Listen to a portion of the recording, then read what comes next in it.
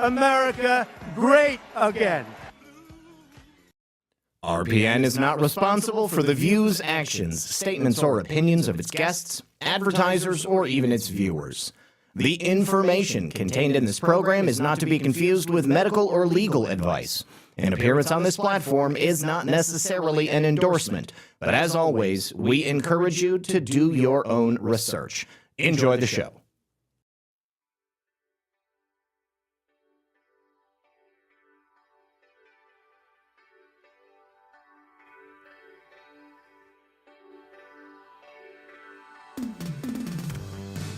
Good evening, everyone.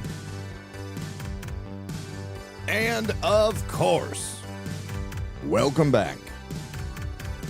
Yes, it's time for another very exciting episode of Red Pill News Live. Hope you guys are having a lovely day. Do me a favor, hit that like button. Help us out by sharing the show. That would be awesome. And get ready to rumble. All right, so Todd Blanche had a great conversation with Maria Bartiromo yesterday. It's about an 8-minute interview. We're not going to watch the whole thing, but we do have a couple of very key elements that we need to discuss. I think that it validates a lot of what I've said over the last couple of years, certainly what I've seen as we get closer to the midterms, disclosure, accountability, justice, most importantly. And there's, of course, a lot more happening besides that. So we're going to be looking at a number of different subjects. People getting caught for fraud. We're going to be looking at a couple of big wins that took place over the weekend. Some saucy conversations coming from President Trump. And a couple of arrests that I think are definitely notable. AOB, can't wait to see your mullet when you grow it out. Oh, man, I wish. That would be so fun. Also, another associate of Dr. Anthony Fauci looks to be in the crosshairs of the Trump DOJ. So do me a favor, sit back, relax, grab your popcorn, because we're going to be right back after this. All right, this one is strategic because modern military dominance is really just going to come down to one thing, and that's what's in the supply chain. And you see, right now, we've got a critical gap that Washington is spending billions of dollars to close. Every jet, every tank, almost every piece of munition in some way contains something the U.S. hasn't mined in nearly a decade. Tungsten. And Washington is moving fast to solve that issue. The Pentagon, through the DoD, has spent close to $10 million to restart domestic tungsten production. And President Trump signed Project Vault. It's a $12 billion critical mineral stockpile plan aimed at breaking foreign dominance and reshaping the mining sector here at home. An additional $30 billion was announced at the Critical Minerals Ministerial to accelerate domestic production and secure strategic supply chains. America needs its own tungsten, and the war in Iran has been a stark reminder of just how much. U.S. defense needs thousands of drones, missiles, and ammunition, and tungsten plays a big role in making that possible. This isn't just a metal, it's a symbol. National resilience. And this is where Vault Strategic Mining comes into play. They trade under KNOX in Canada and KNXFF here in the US, and they're building what could be the most strategic tungsten project portfolio in the entire US. And with billions of defense dollars on the line, the question is, can they get the job done? Vault is built around a specific operating model. You see, they acquire historic mines and use modern exploration techniques to maximize value, and with tungsten prices near record highs, they're in the right place at the right time. Vault controls a historical mining portfolio, all located strategically in mining-friendly states, and their flagship project is in Nevada. It's a proven historic mine that operated under a defense minerals exploration contract around World War II. Vault isn't just exploring for tungsten, they're quite literally revitalizing tungsten. What helped defend the free world in the past is being brought to ensure U.S. national security for the future. Tungsten is vital to both industry and governments around the world. Prices have been climbing as governments and manufacturers race to secure reliable Western supply chains outside of China, because they quite literally still dominate the market. That's why districts like the Great Basin are starting to attract a lot of serious attention. Vault's flagship project is located in one of North America's most historically productive tungsten belts, a region the USGS estimates could host around 168 tons of tungsten oxide all in the ground. With today's prices, that translates into potential in situ value of $30 to $50 billion. And with demand accelerating, projects in proven jurisdictions with historical potential could become a lot more valuable as the market catches up. That's a lot of dollars and a lot of metal, and Vault is right in the middle of it. Now, this is where it gets interesting, because in less than 12 months, the United States has taken 5 major actions to rebuild critical mineral supply chains, including Executive Order 14231, Project Vault, and a really important State Department ministerial with 55 foreign ministers focused directly on critical minerals. And the reason is simple. America's defense supply chain depends on tungsten, and the U.S. is no longer mining it commercially. That's why Washington has committed $12 billion through Project Vault and additional federal support to secure domestic supply. Washington has shifted into overdrive on this issue. It's more than a resource story. It's a national priority. The Pentagon right now is actively funding domestic supply chains for the exact tungsten that Vault has in the ground. This isn't wishful thinking. It's a White House directive, and Vault isn't sitting still. They're systematically assembling what's shaping up to be a massive U.S. tungsten portfolio with the potential to solve the U.S. needs. So if you want to learn more about this tungsten story and a team that's delivered big results in the past, check out the link in the description, and a big thanks to Vault Strategic Mining for making today's video possible. All right, good afternoon, everyone. Welcome back. Special message to Harry over on YouTube. When you subscribe to someone on YouTube and turn on notifications, that's how you get notified when somebody is going live. If you no longer want to watch my program, all you have to do is unsubscribe. I can't do anything for you. There's a lot of information out there about how YouTube works and how subscriptions work, how notifications work. Hopefully that helps, and go with God, my friend. I hope that you have a wonderful life from here on out. Okay, also, I saw that looked like at least one person was getting an echo during the sponsor spot, so hopefully that stopped. Obviously, with the changes in the software that they're doing, some things work one day and then another thing works the next day. So hopefully we'll be able to make sure that that doesn't happen for anything else going forward. Now, as I said, we have a lot to discuss, so I would like to open with the latest ad from Spencer Pratt over on Twitter. Now, I don't know who's making his ads, but whether it's the people in his organization or it's just the people supporting him around him, everybody is doing such a great job, and this is probably one of the best ones. Now, oh, you know what? Hold on a second. I need to make sure that the chats are on screen. Let me fix that. Okay, so I got to go to Pilled right there, and then Rumble right here. All right, and that would be that right there. Okay, there you go. Angel, I saw that you emailed, but I have not gone through my email. Oh, wait, why is this replay buffer going? I guess I don't need to do that. I don't know what that's about. Okay, shoot, maybe that needs to be on. It looks like I'm getting a little bit of stuttering. Okay, should be good now. All right, so continuing here.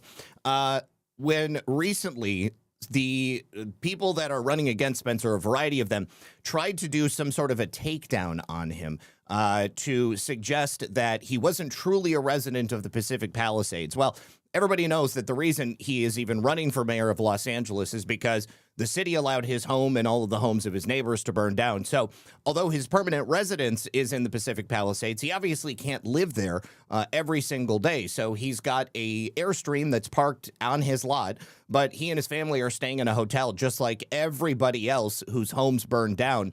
And for the people that are trying to beat him in the mayoral race to use this against him, it is so trashy. It's emblematic of what he's running against. So go ahead and here we go, beginning.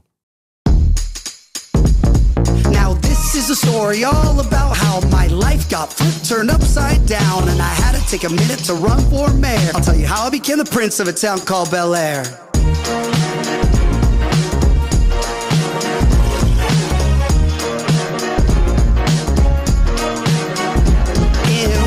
Los Angeles Palisades. In my backyard is where I spent most of my days. Feeding hummingbirds, relaxing all cool, avoiding all the bums outside of the school. When a couple politicians who were up to no good started making trouble in my neighborhood. I got in one little fire, my mom got scared and said, "You're moving in with Harvey Levin in Bel Air."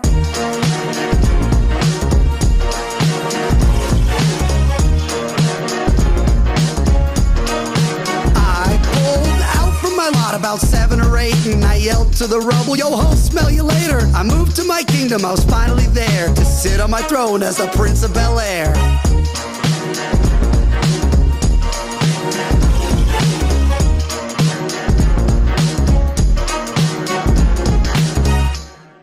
Classic, absolutely classic, and brilliant in terms of a response to the attempts to take him down and claim that he's not truly a resident of the Pacific Palisades. So, every single day it looks like more and more likely that he's actually going to win.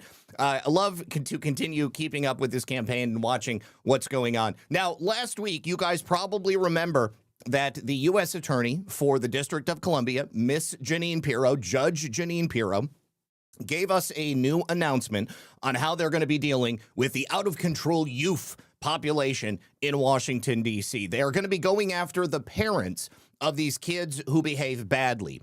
And like clockwork, I don't know if they were testing the boundaries and they wanted to see if Jeanine Pirro was going to follow through on her threats. There was a youth takeover of a D.C. Navy Yard Chipotle.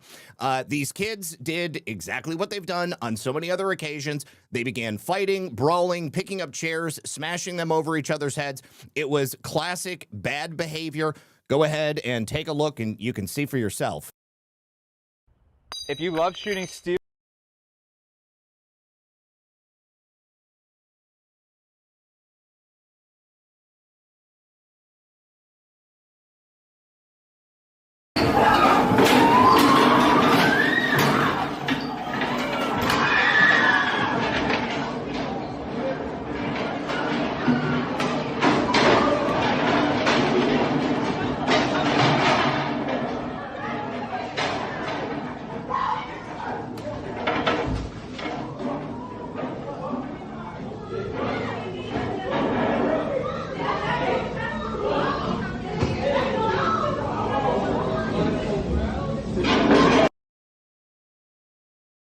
Now, there was only one such incident in Washington, D.C., but unfortunately, there was like 4 or 5 of these types of incidents that took place all over the United States. Once again, kind of reinforcing the issue that I mentioned last week is that we have a major cultural problem on our hands with the young black community here in the United States of America. Of course, it's not every single young black kid, but there is, unfortunately, a lot of them, and they simply don't know how to behave in public. And I think that it's probably a pretty safe bet to suggest that the parents of these particular children don't know how to raise them. And this is something that needs to be addressed. Personally, I would love to see it addressed within the black community itself.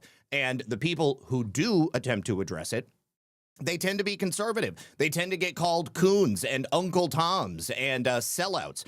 Well, I think that there's nothing wrong with teaching your children how to act in public and certainly giving them a sense of decorum. And now, more importantly, in Washington, D.C., they're going to give them a sense of justice, a sense of the legalities and the way that you are supposed to behave. So Jeanine Pirro is now going to begin charging these parents under D.C. Local Statute 22-811. I don't know if any of the parents among these children were identified, and I don't even know how old these kids are. I mean, some of them look to be a little bit younger, some of them look to be a little bit older. I think it's safe to say that they are teenagers. But as Jeanine said last week, the punishment for breaking this particular ordinance is up to 6 months imprisonment for the parents. Now, the really sad thing is, if the parents go away to the local D.C. jail, then who's going to be there to take care of the kids? Who's going to be there to show these kids how to act? It may end up being a situation where these kids are taken into some type of a local home, or maybe they end up going to juvie as well. The thing that bothers me about that is that, unfortunately, juvie is definitely not a place where these kids are going to learn much of anything. Oftentimes they go in and then they get abused, or they become, sucked up into the gang culture if they're not already in there. But this is now going to be the zero tolerance policy. In a statement to Fox, Chipotle did mention the circumstances surrounding this. They said, we have zero tolerance for guests who behave recklessly in our restaurants and put others at risk. No team members or guests were physically injured, and we are actively supporting local law enforcement in their investigation of this incident. So I look forward to seeing what happens, because it really is unfortunate. And I think that this is probably going to be the only thing that really teaches these people how to behave. Now, also very unfortunate, there was a series of shootings that took place in Austin, Texas over the weekend, and it appears to be 3 young people. Again, a problem with the youths. And we actually began the day with 2 of these kids in custody. And a little bit later this afternoon, a 3rd arrest was announced. So yesterday there was a shelter-in-place order, mostly around the city of Austin. The 2 kids that you see, actually, I think this may be the same kid who is one of the 2 that were arrested. This is the Austin Police Department giving an update when they released the shelter in place. Good afternoon. I'm Austin Mayor Kirk Watson, and we want to give you an update on some of the things that are going on in Austin right now. We are reporting multiple shootings throughout the area. 2 of those have been at our fire station, or at 2 Austin Fire Department stations. These are occurring primarily in South Austin, and we don't have any specific motive that has been identified. In fact, these actions appear to be random. This is an active, ongoing investigation. So what we're asking is that all of our people, all of our residents, please remain vigilant. In fact, it appears that as part of this, people are changing vehicles. So again, it's very important for people to remain vigilant. We ask if you see anything, and the chief is going to give you an update on some specifics in just a second, but if you see anything, we're asking that you please call 911. An alarm or a warning has gone out. Many of you may have received that. Please pay heed to that. Now I want to call on the Austin Police Department Chief, Lisa Davis, to give you some more details. Chief? Thank you, Mayor. We are currently investigating 10 shootings that occurred late yesterday and into today. At this time, most of the shootings. Now, it ended up being tracked at roughly 12 random shootings that were committed. The kids who were arrested were ages 14, 15, and 16. And I believe in this press conference, they chose not to identify the 2 kids that they arrested. That may have something to do with the fact that they were under the age of 18, and so they're protecting their identity. It also could be, obviously, this is Austin, that these kids are quote-unquote undocumented, but I'm sure we'll find out. Shootings have occurred in South Austin. Again, no specific motive, and they appear to be random in nature. This investigation is ongoing, and APD asks that you remain vigilant. And if you see something suspicious, please call 911. Do not approach a vehicle.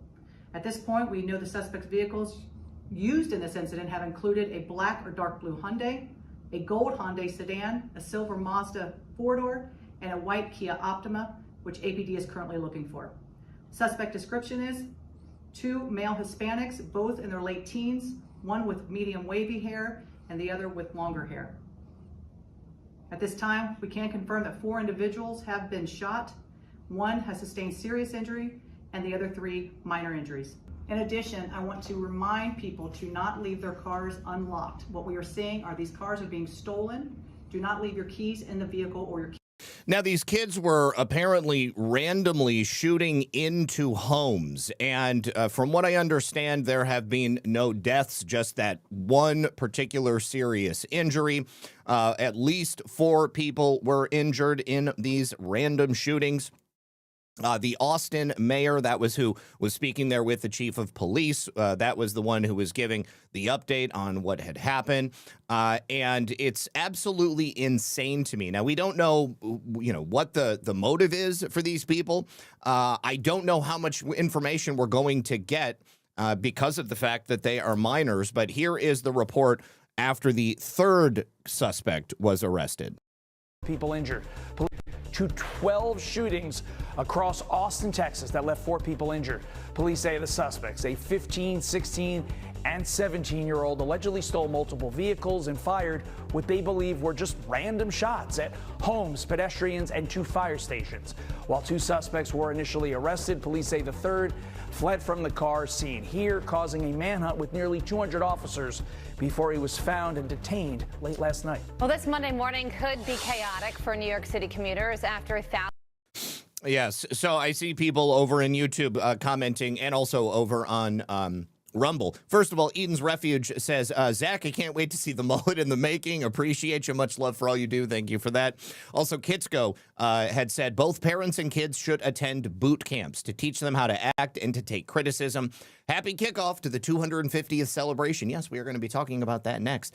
Yeah, and I absolutely agree. I think that boot camp probably is going to be the answer.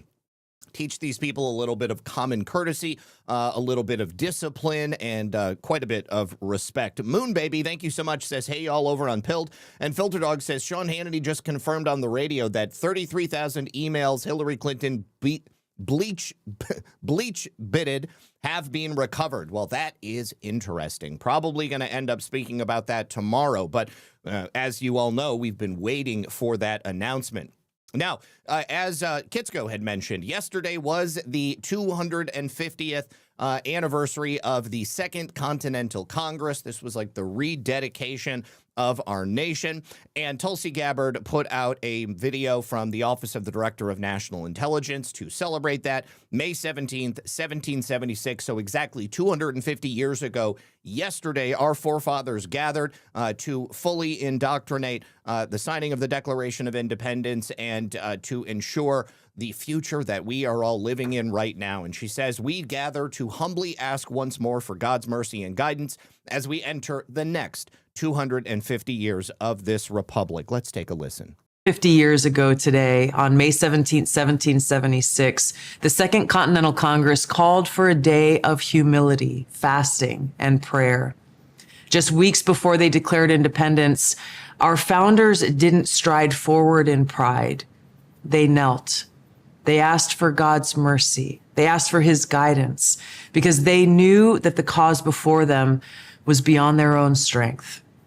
Now today, exactly 250 years later, we gather here on the National Mall to do the same, to give thanks, to ask for forgiveness, and to humbly ask once more for God's mercy and guidance as we enter the next 250 years of this republic.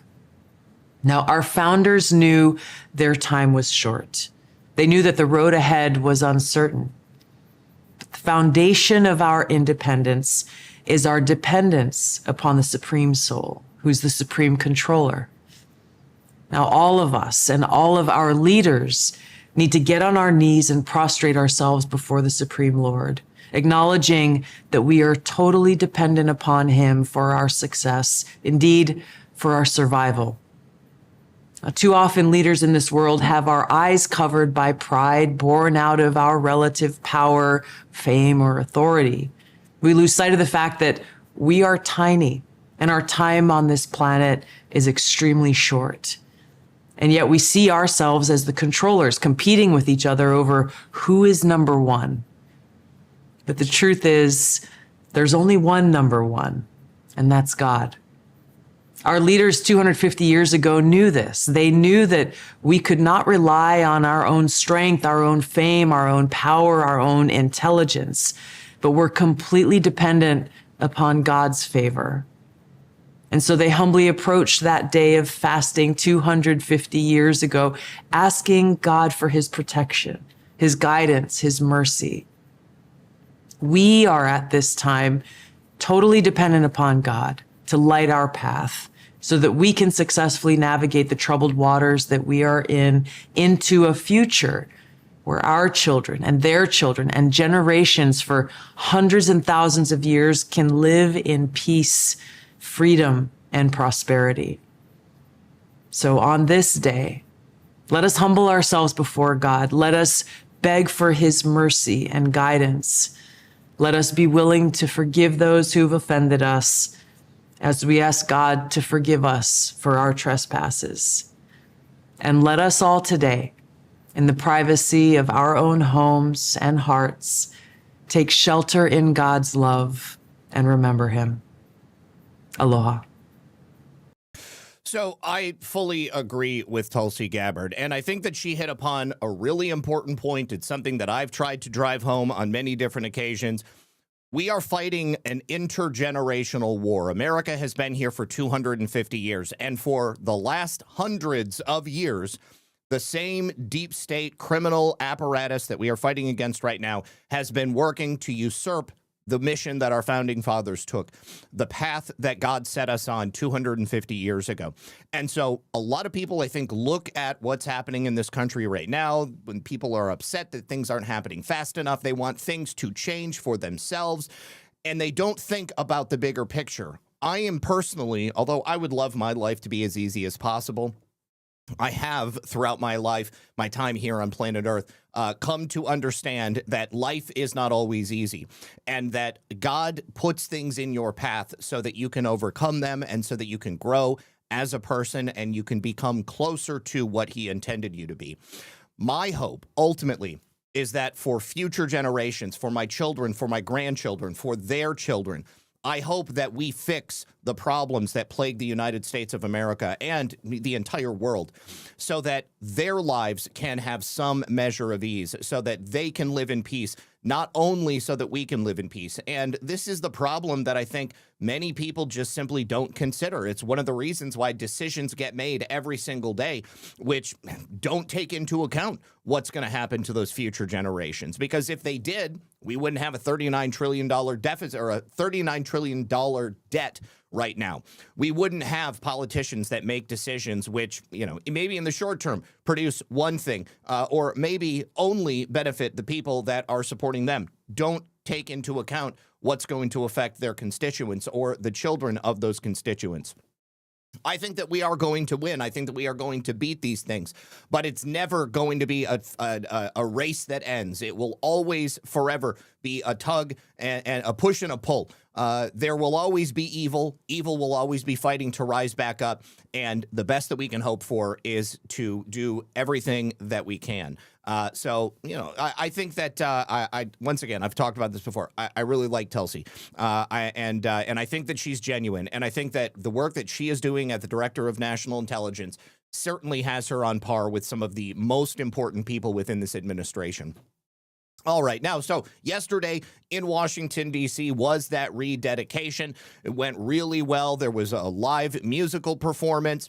Lots and lots of people showed up to D.C. Of course, it was also the National Day of Prayer yesterday, and President Trump was there with faith leaders from all around the country. And there were many, many, many happy hearts in D.C. Now, here is President Trump speaking on the big screen yesterday in D.C. as well.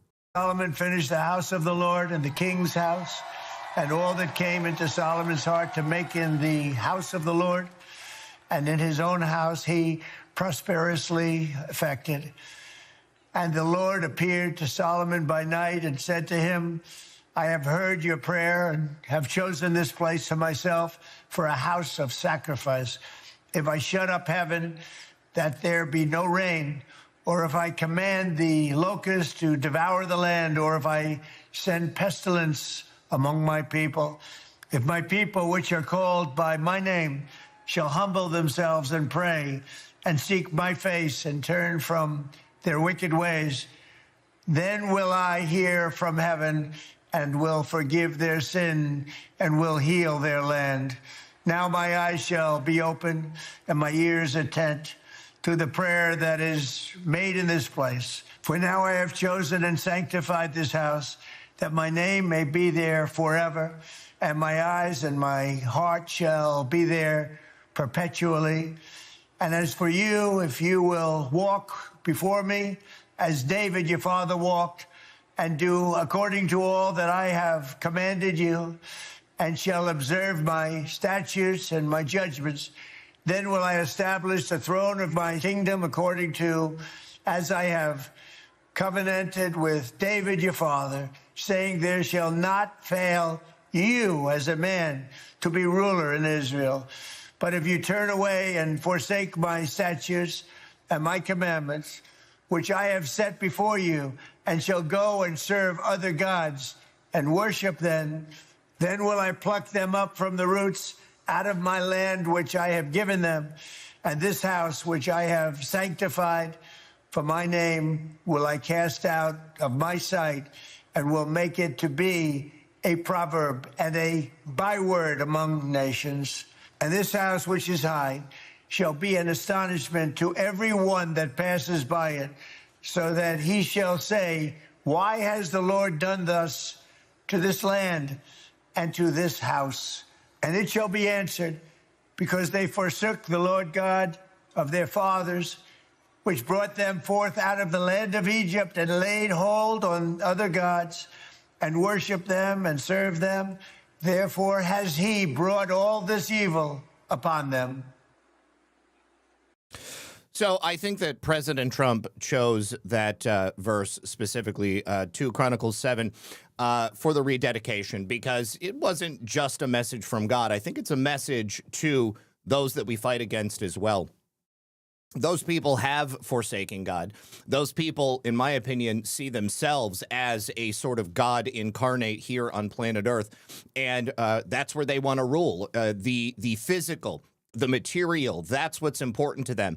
Those things are important to us because we live here in this realm at this time, but we know that the spiritual is just as, if not more important.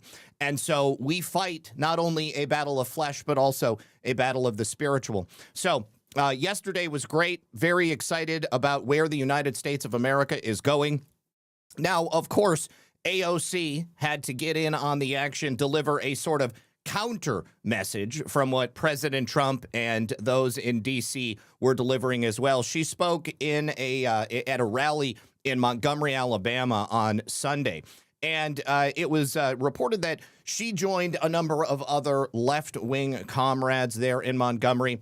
They were, of course, very upset about the changes to the redistricts of all of these various congressional districts all around the country, but Alabama is one of those states. And they don't like the fact that there is going to be an elimination of these heavily gerrymandered Democrat majority districts. They are black majority seats because they were built with the idea of creating these majority minority districts. Of course, the recent Supreme Court Calais decision has determined that those are unconstitutional. That's not how we do things in America. That's not how we're supposed to do things in America. All men created equal, regardless of the color of your skin, regardless of any other factor. These immutable characteristics are things that none of us can change. And so the special thing about being an American is that you have the opportunity, regardless of whatever those things are. Now, this country isn't perfect. It's never been perfect. But we are, in my opinion, the most perfect example of governance that exists on planet Earth today. And there's a reason that we've been around for 250 years. So AOC spoke during this event yesterday, of course, pulling the race card, delivering a speech to this audience, and she was really, really not on her best game. So let me go ahead and just play this clip for you where AOC breaks down everything that she's fighting for. How's it going, Montgomery? You fix all these microphones here. There's a lot of them. I love you too. She's really leaning into that big booty Latina thing right now. I feel like she's eating a lot of enchiladas, it seems. How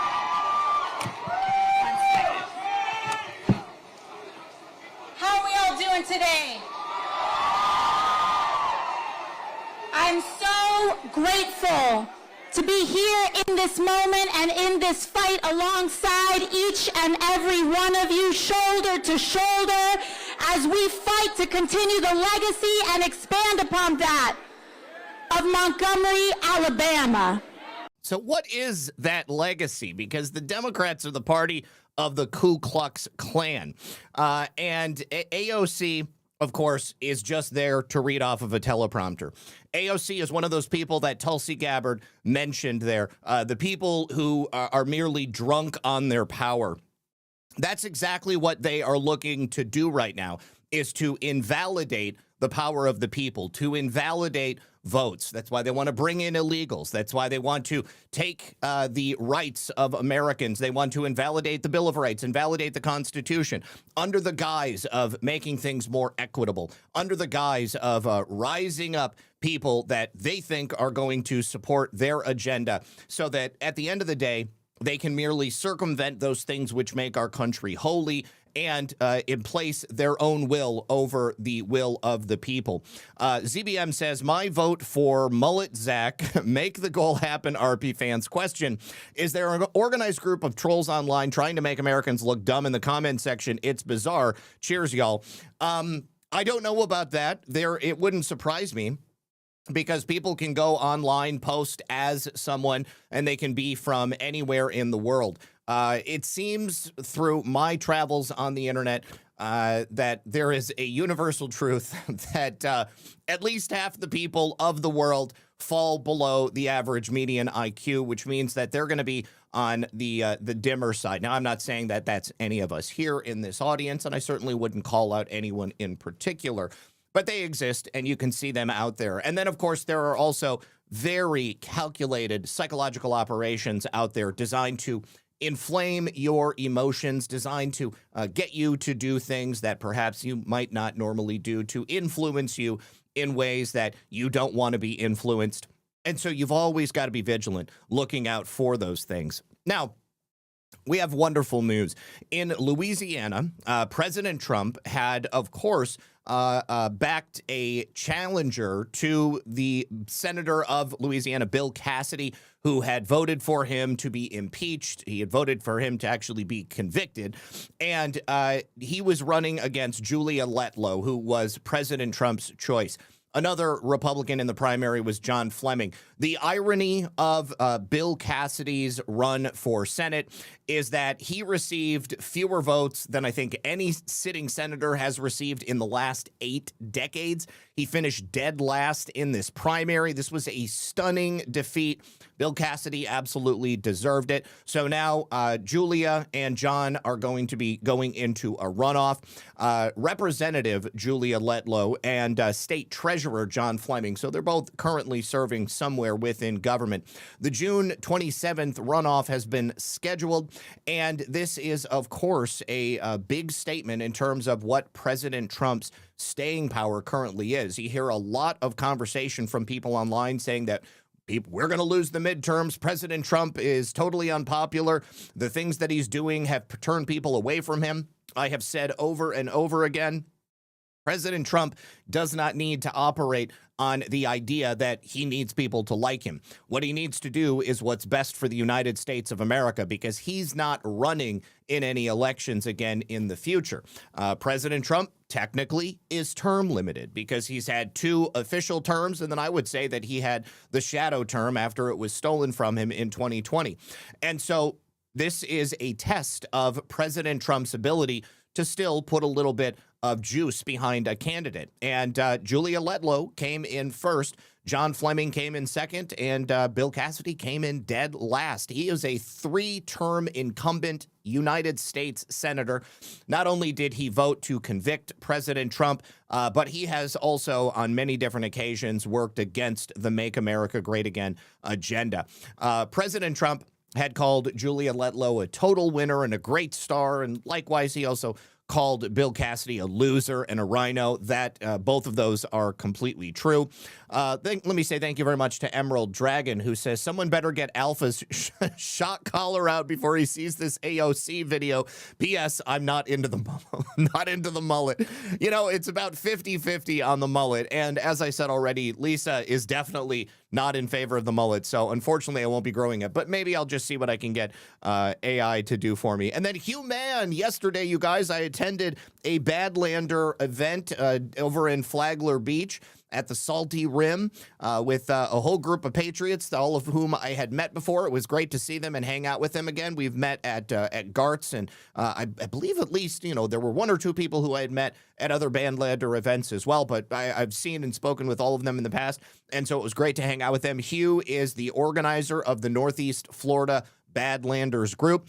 Hugh says, it was really great to see you this weekend, Zach. It was a pleasure to see you as well, Hugh. You are a scholar and a gentleman. He says, thanks so much for taking time out of your schedule to hang with the Northeast Florida posse. Yes, it was wonderful to see you guys, and I always feel invigorated when I get a chance to hang out with people like that. Also, let me say thank you to Sean Joe for a cookie and a can. I really do appreciate it. All right, now before we continue with the next set of stories, I do have a very brief message from our friends over here on Rumble. Let me say thank you so much. You guys, we hear a lot about crypto, but there's a big point that I think a lot of people miss. People don't really think about this, but it's true. Crypto was created so you could actually own and control your own money, rather than a bank, rather than a financial institution. It was after the 2008 financial crisis when Bitcoin was designed as an alternative to banks. So instead of a bank holding on to your money or delaying transfers or limiting access, you're the person who's in control. I can't tell you how many times I've had to go withdraw money. It was more money than they claimed I should be able to take out in a single day. And so it became a hassle. I've got a number of friends, too. People try to go get a down payment for a car, a down payment for a house, or maybe they just have a big expense and they need to get, over $5,000. And the bank says, no, you can't do this. So if you've ever had to wait for a transfer to clear, then you personally have felt this problem as well. So fast forward to today, everybody now has heard about crypto, but getting started might feel a little bit complicated. And this is one of the reasons I like to use Rumble Wallet, because it takes all of the complexity out of it. It makes it very simple. It connects directly to my Rumble account, and you can choose what you want to play around with. If you want to hold things in Bitcoin, if you want dollar-backed stablecoins, or if you want digitally backed real gold, you can do all of that. It's not complicated to set up. It connects directly with MoonPay, so then you can use your credit card, your debit card, or your bank account. You'll be up and running in just a couple of minutes.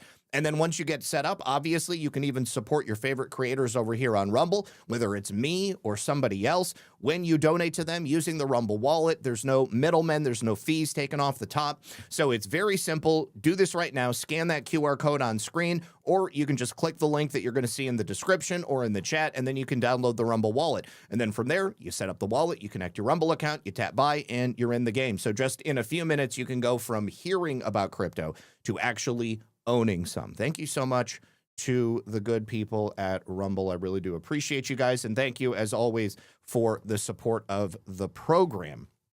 All right, now, so the last story kind of informs the tone and tenor of the next story. It does not look good for Thomas Massie. Now, President Trump has in the past spoken up about having Thomas Massie primaried. He has actually supported a candidate who is seeking to do just that.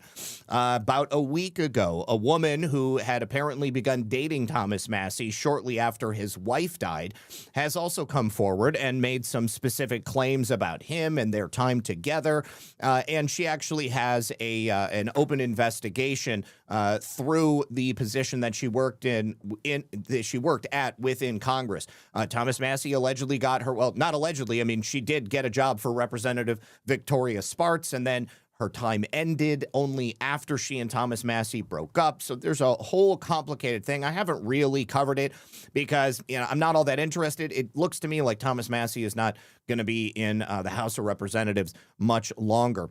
Now, President Trump definitely has focused on working to get Massie out, and he is, at the end of the day, seeking to purge anybody from the House and the Senate who isn't 100% America first, anybody who might consider themselves to be anti-Trump Republicans.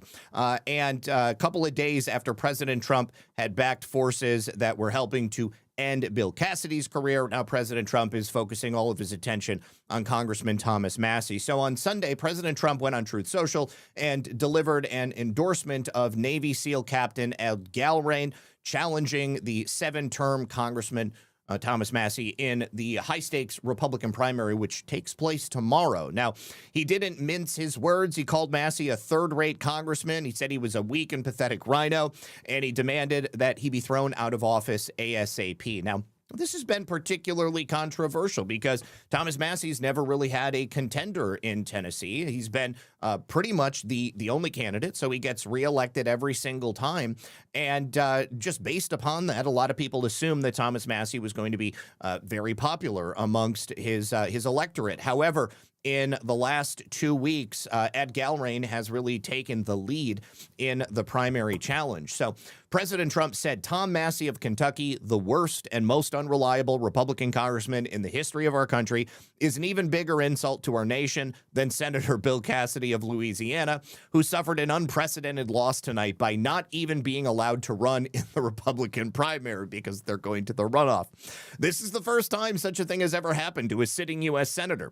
That's what you get by voting to impeach an innocent man, especially one who made it possible for Cassidy's Senate win. That's right, President Trump had supported Cassidy, and Cassidy turned his back on President Trump the first chance that he got, and he's never apologized for it, despite the fact that we've learned over the last several years, obviously we knew, but the world has learned that President Trump never did anything wrong, and the effort to impeach President Trump was based upon political retribution. Cassidy has never admitted that. Continuing here, he said, very disloyal, but Tom Massie, a sleazebag, a major sleazebag, is even worse. Kentucky get this loser out of politics in Tuesday's election. He is nicknamed Rand Paul Jr., another real beauty because of his absolutely terrible voting habits. Vote for Ed Galbraith, a successful Kentucky farmer and American war hero who only ran because he thought Thomas Massie was so disloyal and disrespectful to your president, me. This is a great man, central casting, in fact, who truly deserves to represent the fantastic people of Kentucky, a Commonwealth that I am proud to have won all 3 times in record fashion. Ed will never let you down. Make America great again. President Donald J. Trump. And then he went further. He said bad Congressman Tom Massie voted against tax cuts, the border wall, our military and law enforcement. Actually, he voted against almost everything that is good. The worst Republican congressman in history. Kentucky, vote the bum out on Tuesday. We can't live with this troublemaker for another 2 years. He is a true negative force, President Donald J. Trump. And then again, third-rate Congressman Thomas Massie, a weak and pathetic rhino from the great Commonwealth of Kentucky, a place I love and won big 6 times, including all primaries, must be thrown out of office ASAP. He is the worst Republican congressman in history, voting against tax cuts, the wall, law enforcement, and in favor of transgender mutilization of our children, men playing in women's sports, and so many other horrible things. The incredible people of Kentucky's 4th Congressional District gave us a mandate to make America great again. And the person that will help us do that is Navy SEAL, Army Ranger, and 5th-generation Kentucky farmer, Captain Ed Galbraith, a true American patriot. A brave combat veteran, Ed knows the wisdom and courage required to defend our country, support our military veterans, and ensure peace through strength. Additionally, as a very successful businessman, Ed knows how to create great jobs, cut taxes and regulations, promote Made in the USA, support our amazing farmers and American agriculture, unleash American energy dominance, and champion our nation's golden age. In Congress, he will fight tirelessly to keep our very secure border secure, stop migrant crime, and defend our always under siege Second Amendment. The great people of Kentucky are wise to Massie. He only votes against the Republican Party, making life very easy for the radical left. Unlike lightweight Massie, a totally ineffective loser who has failed us so badly, Captain Ed Galbraith is a winner who will never let you down. Election day is Tuesday, May 19th. Vote for Ed Galbraith. He has my complete and total endorsement. Make America great again. Now, Thomas Massie, of course, responded. He said that he went on ABC News on Sunday, and he said, I'm the only one they haven't been able to bully, he said. I'm ahead in the polls, and they're desperate. That's why the president's losing sleep and tweeting about this. However, it is not so simple. Recently, an independent poll by Qantas Insights put Galbraith, of course, former retired farmer and a retired Navy SEAL, ahead of Thomas Massie.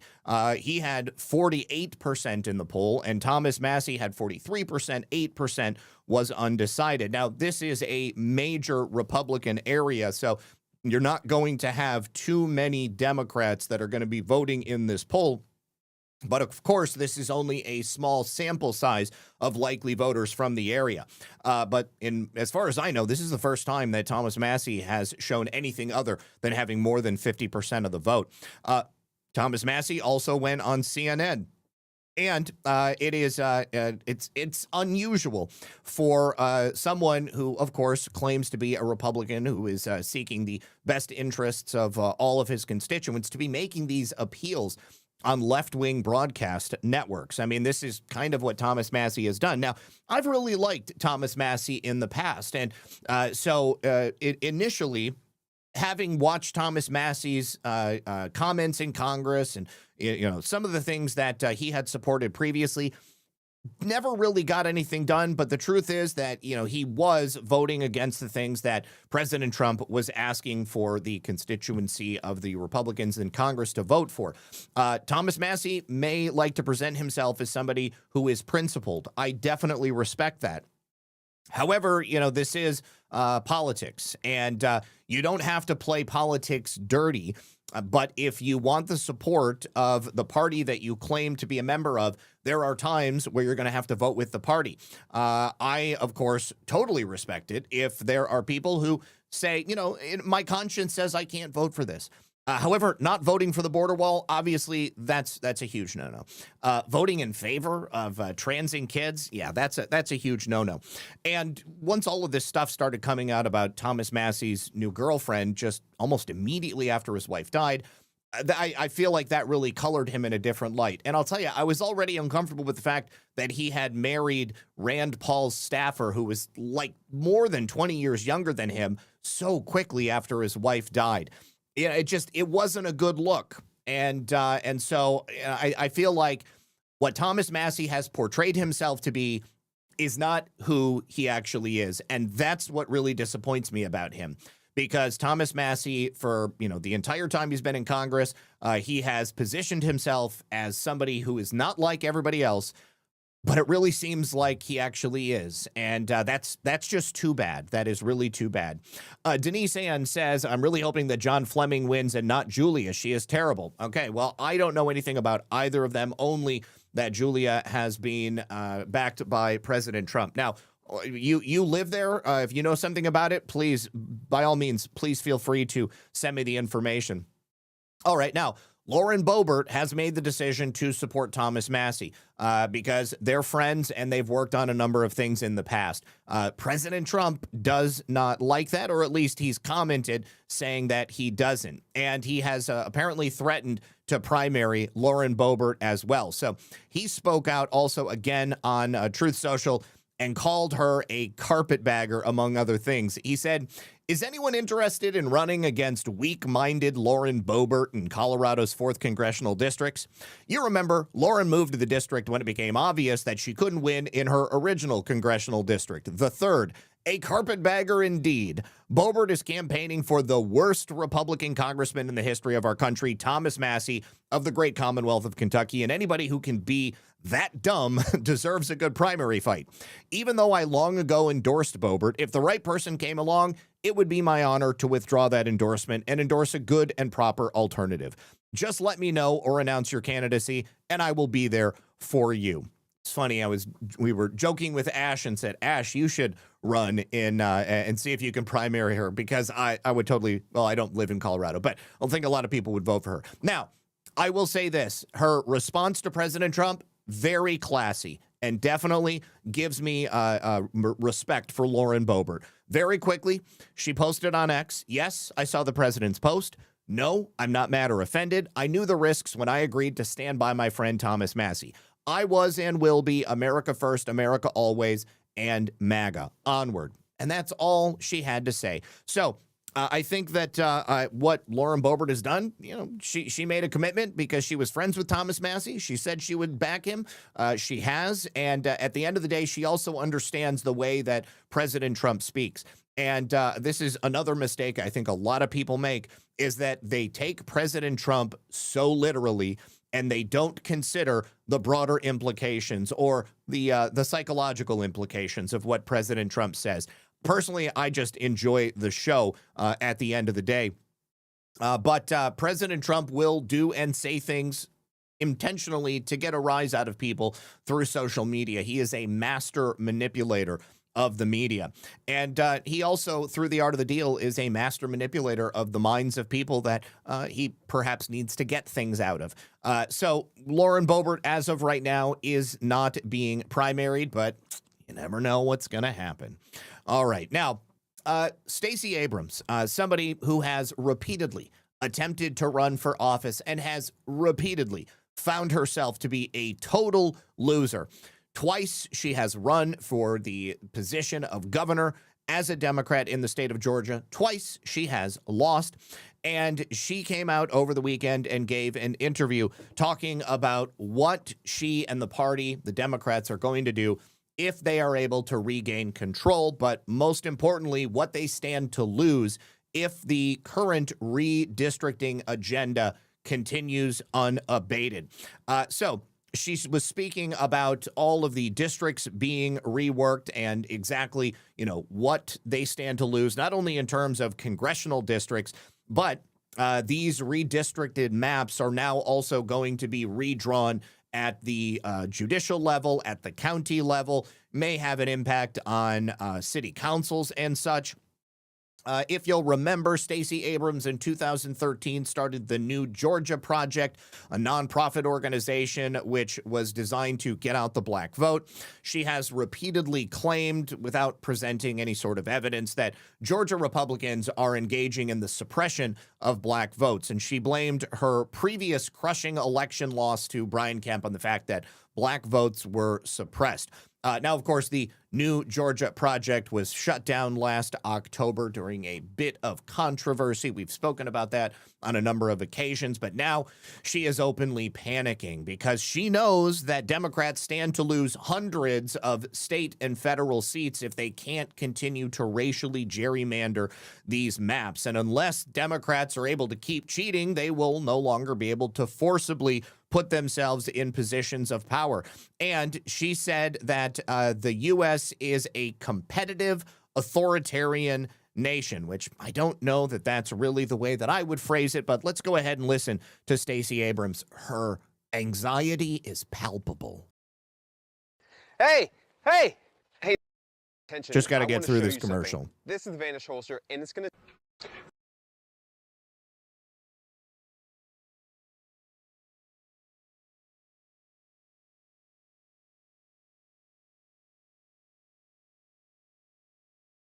Unlike AOC, looks like Stacey might be skipping the enchiladas at least a little bit more than she used to.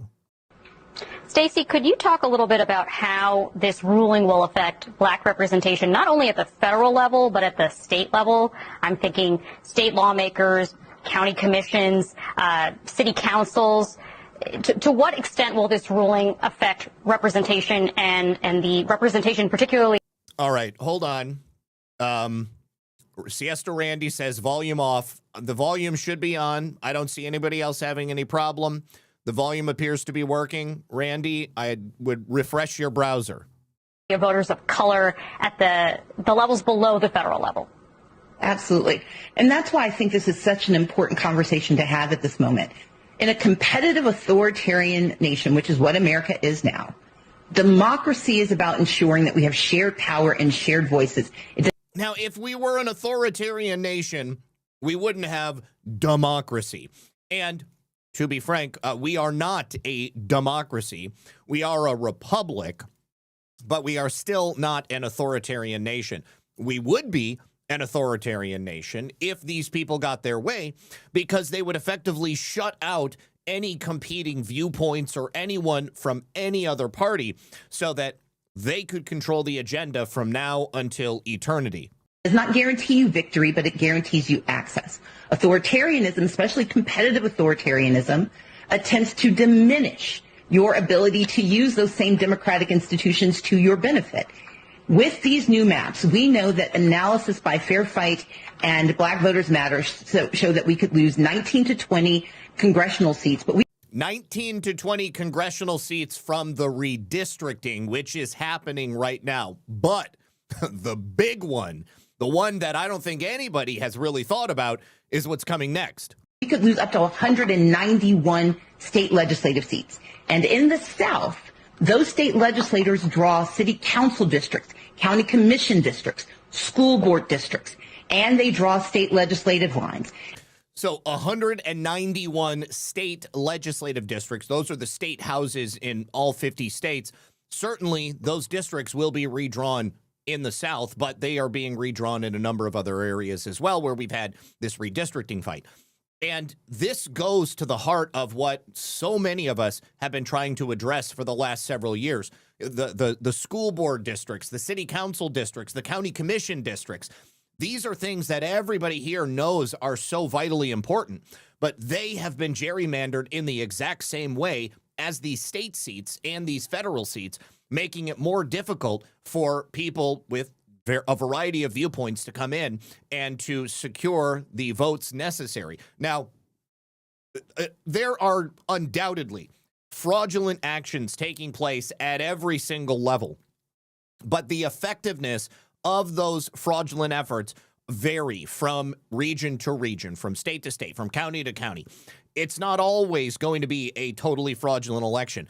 It also is not always going to be enough fraud to make a difference. But every single bit of fraud that these people are able to engage in obviously is going to have an effect.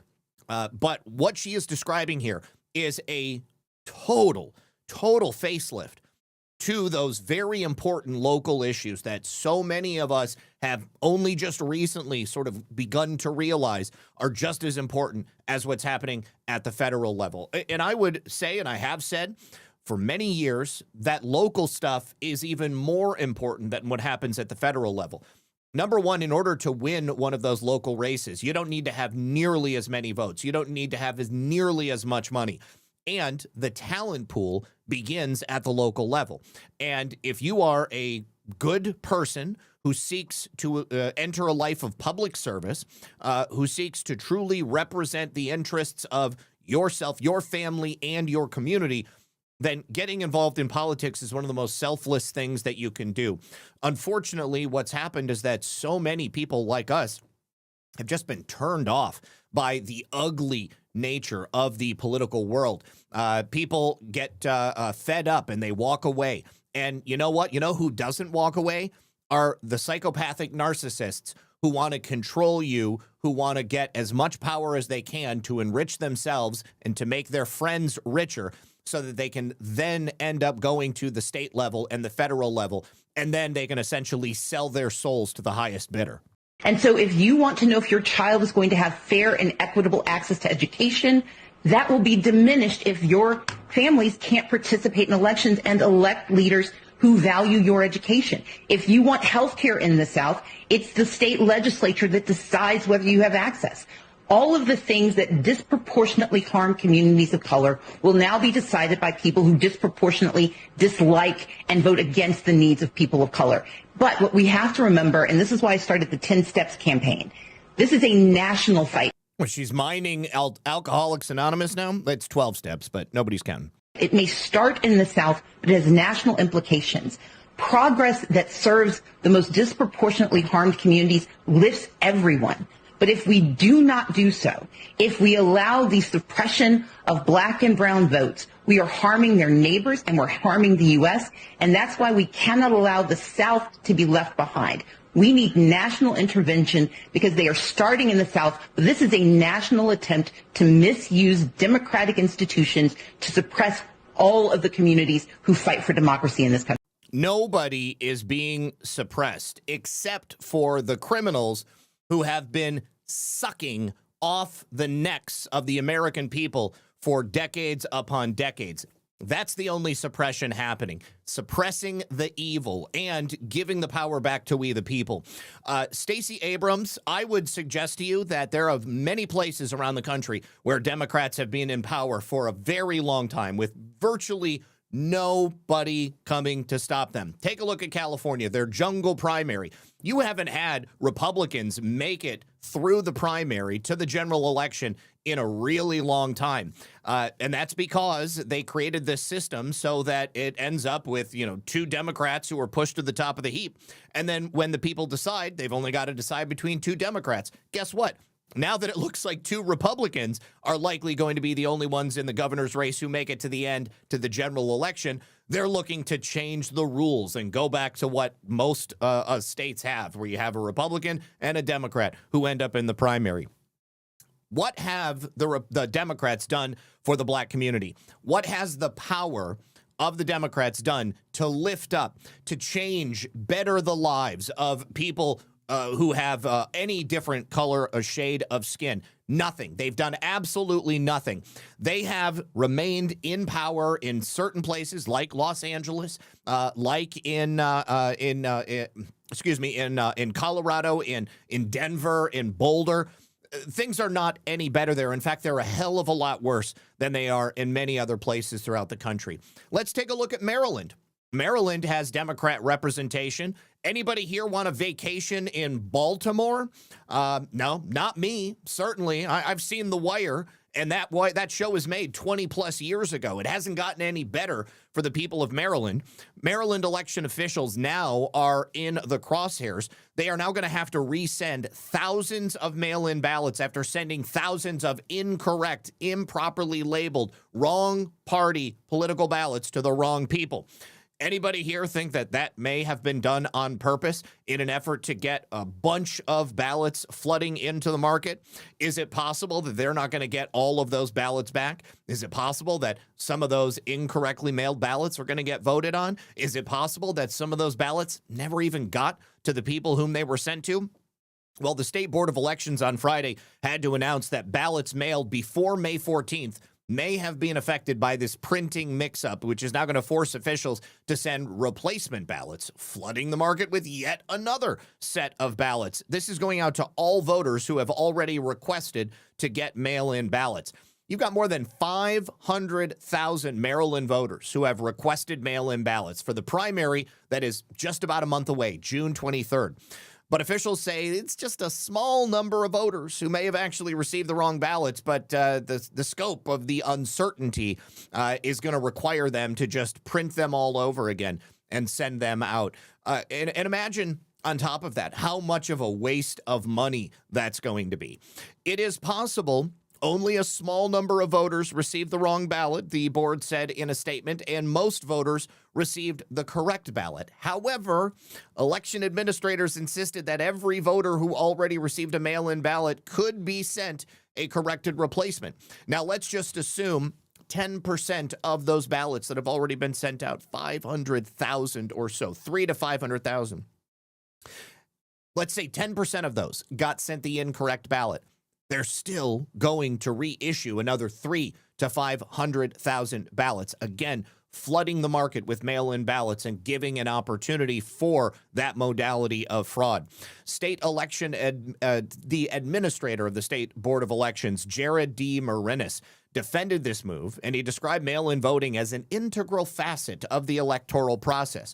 With over 500,000 voters requesting mail-in ballots, we want to eliminate any doubt in its integrity or accuracy. Well, it's not doing a lot to instill confidence, Jared.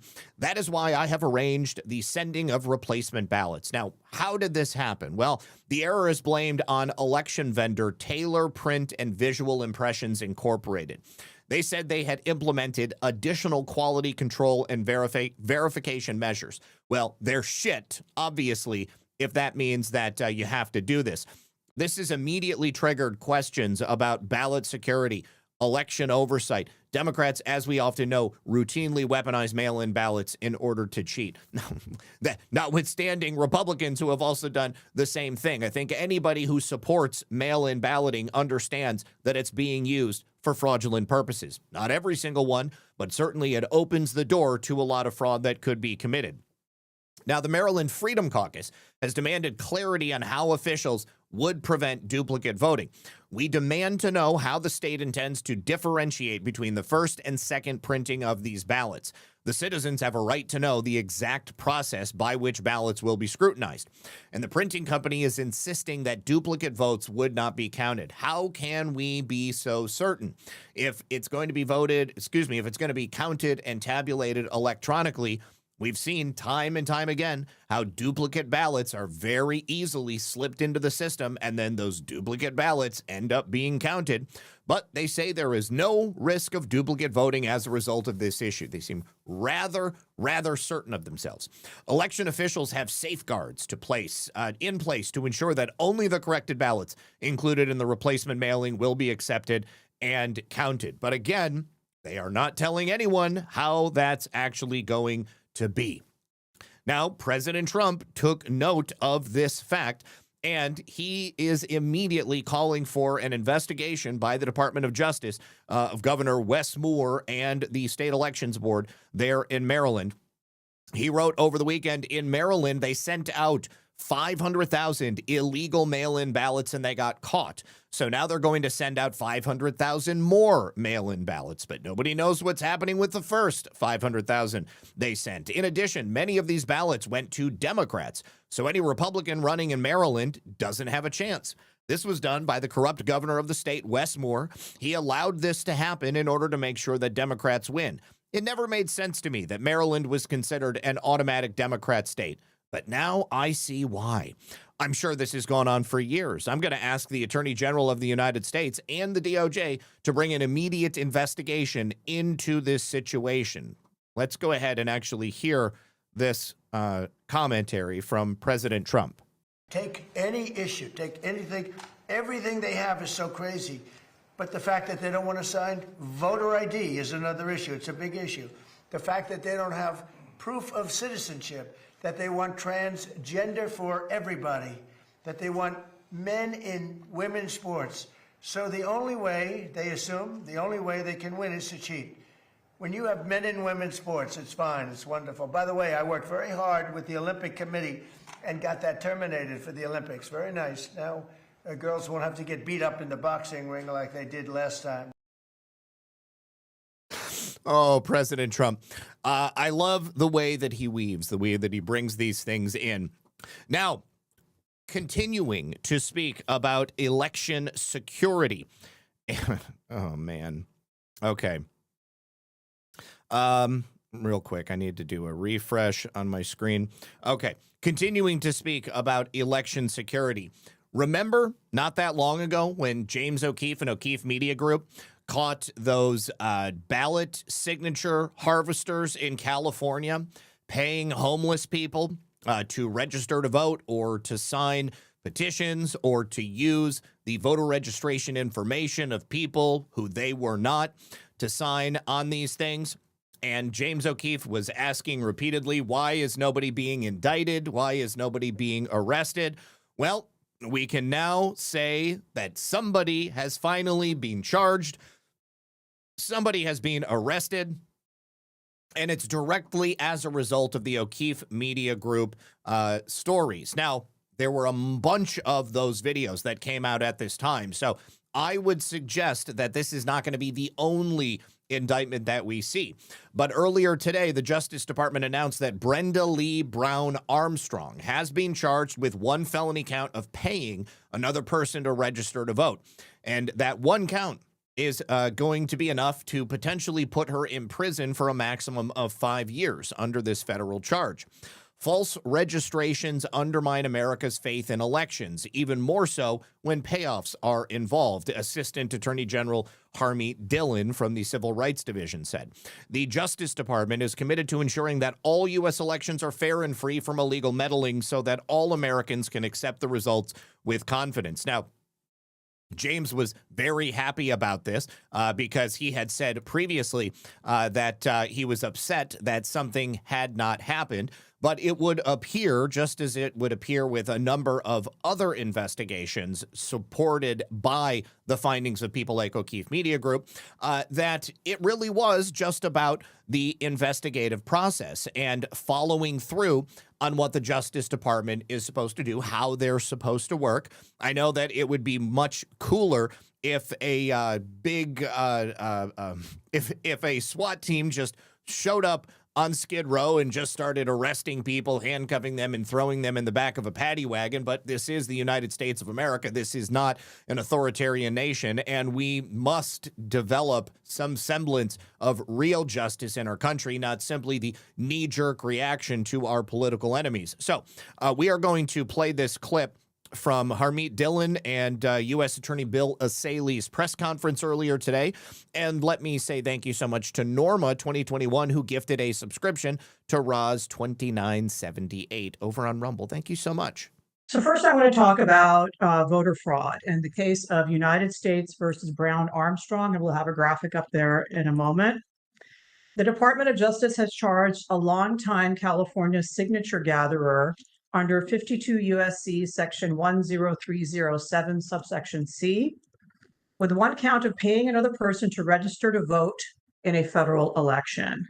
Now, I said when I started this that I don't believe Brenda Lee Brown Armstrong is going to be the only indictment that results from this story, this series of stories that all came out right around the same time.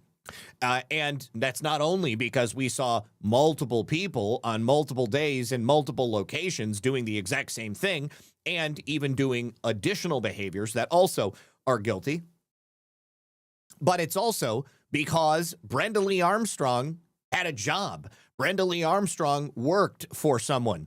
Brenda Lee Armstrong was part of a Democrat machine organization that routinely went around and engaged in this behavior.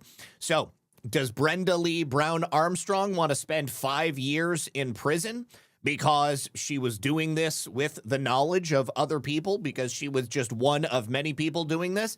I would say absolutely not. I think that Brenda Lee Brown Armstrong is going to want to get herself as little time as possible in the federal lockup. And I think that the only way that that's going to happen is for Brenda Lee Brown Armstrong to talk about the operation that she was a part of, that she was not leading. She didn't own the company.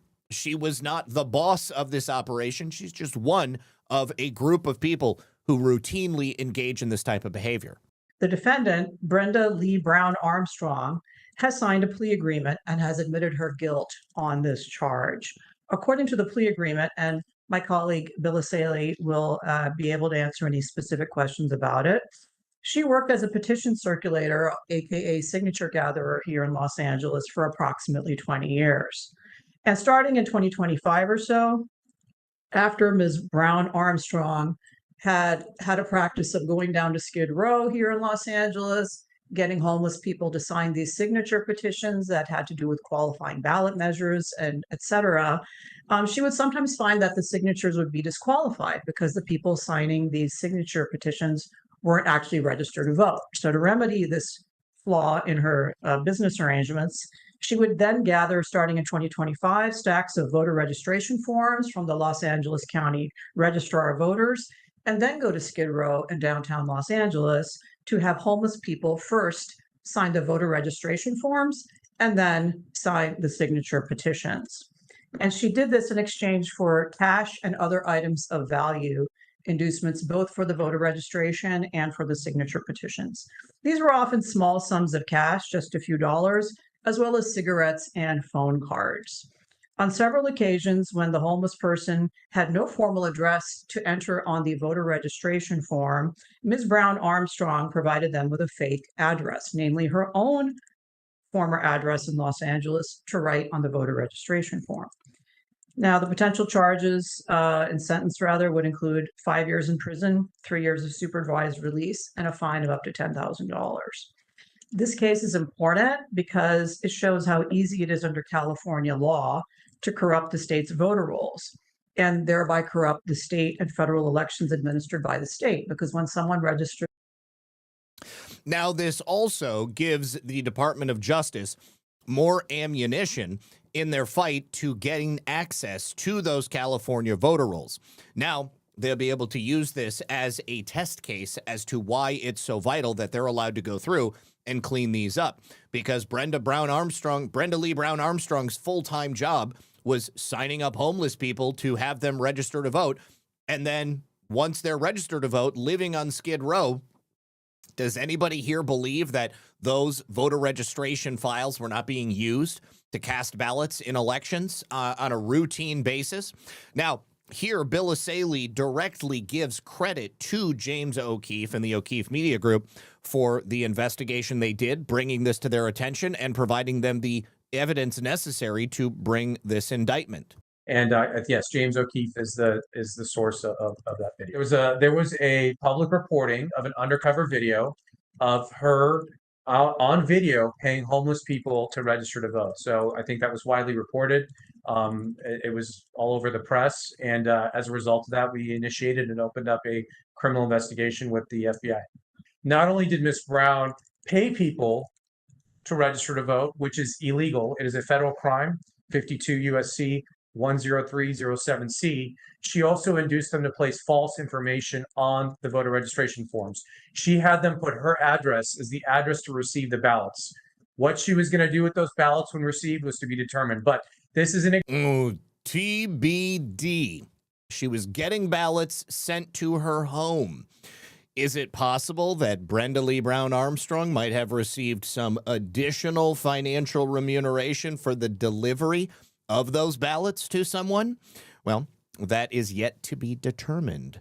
Example of election fraud. And this is not merely an allegation. She has admitted guilt. She'll be appearing in court at 10 o'clock this morning, and she has agreed to enter a plea of guilty at the appropriate time. So this is not an allegation. This is not a theory. This is a admitted form of election fraud, which an admitted form of election fraud that is widely used to great effect in the state of California and in other places.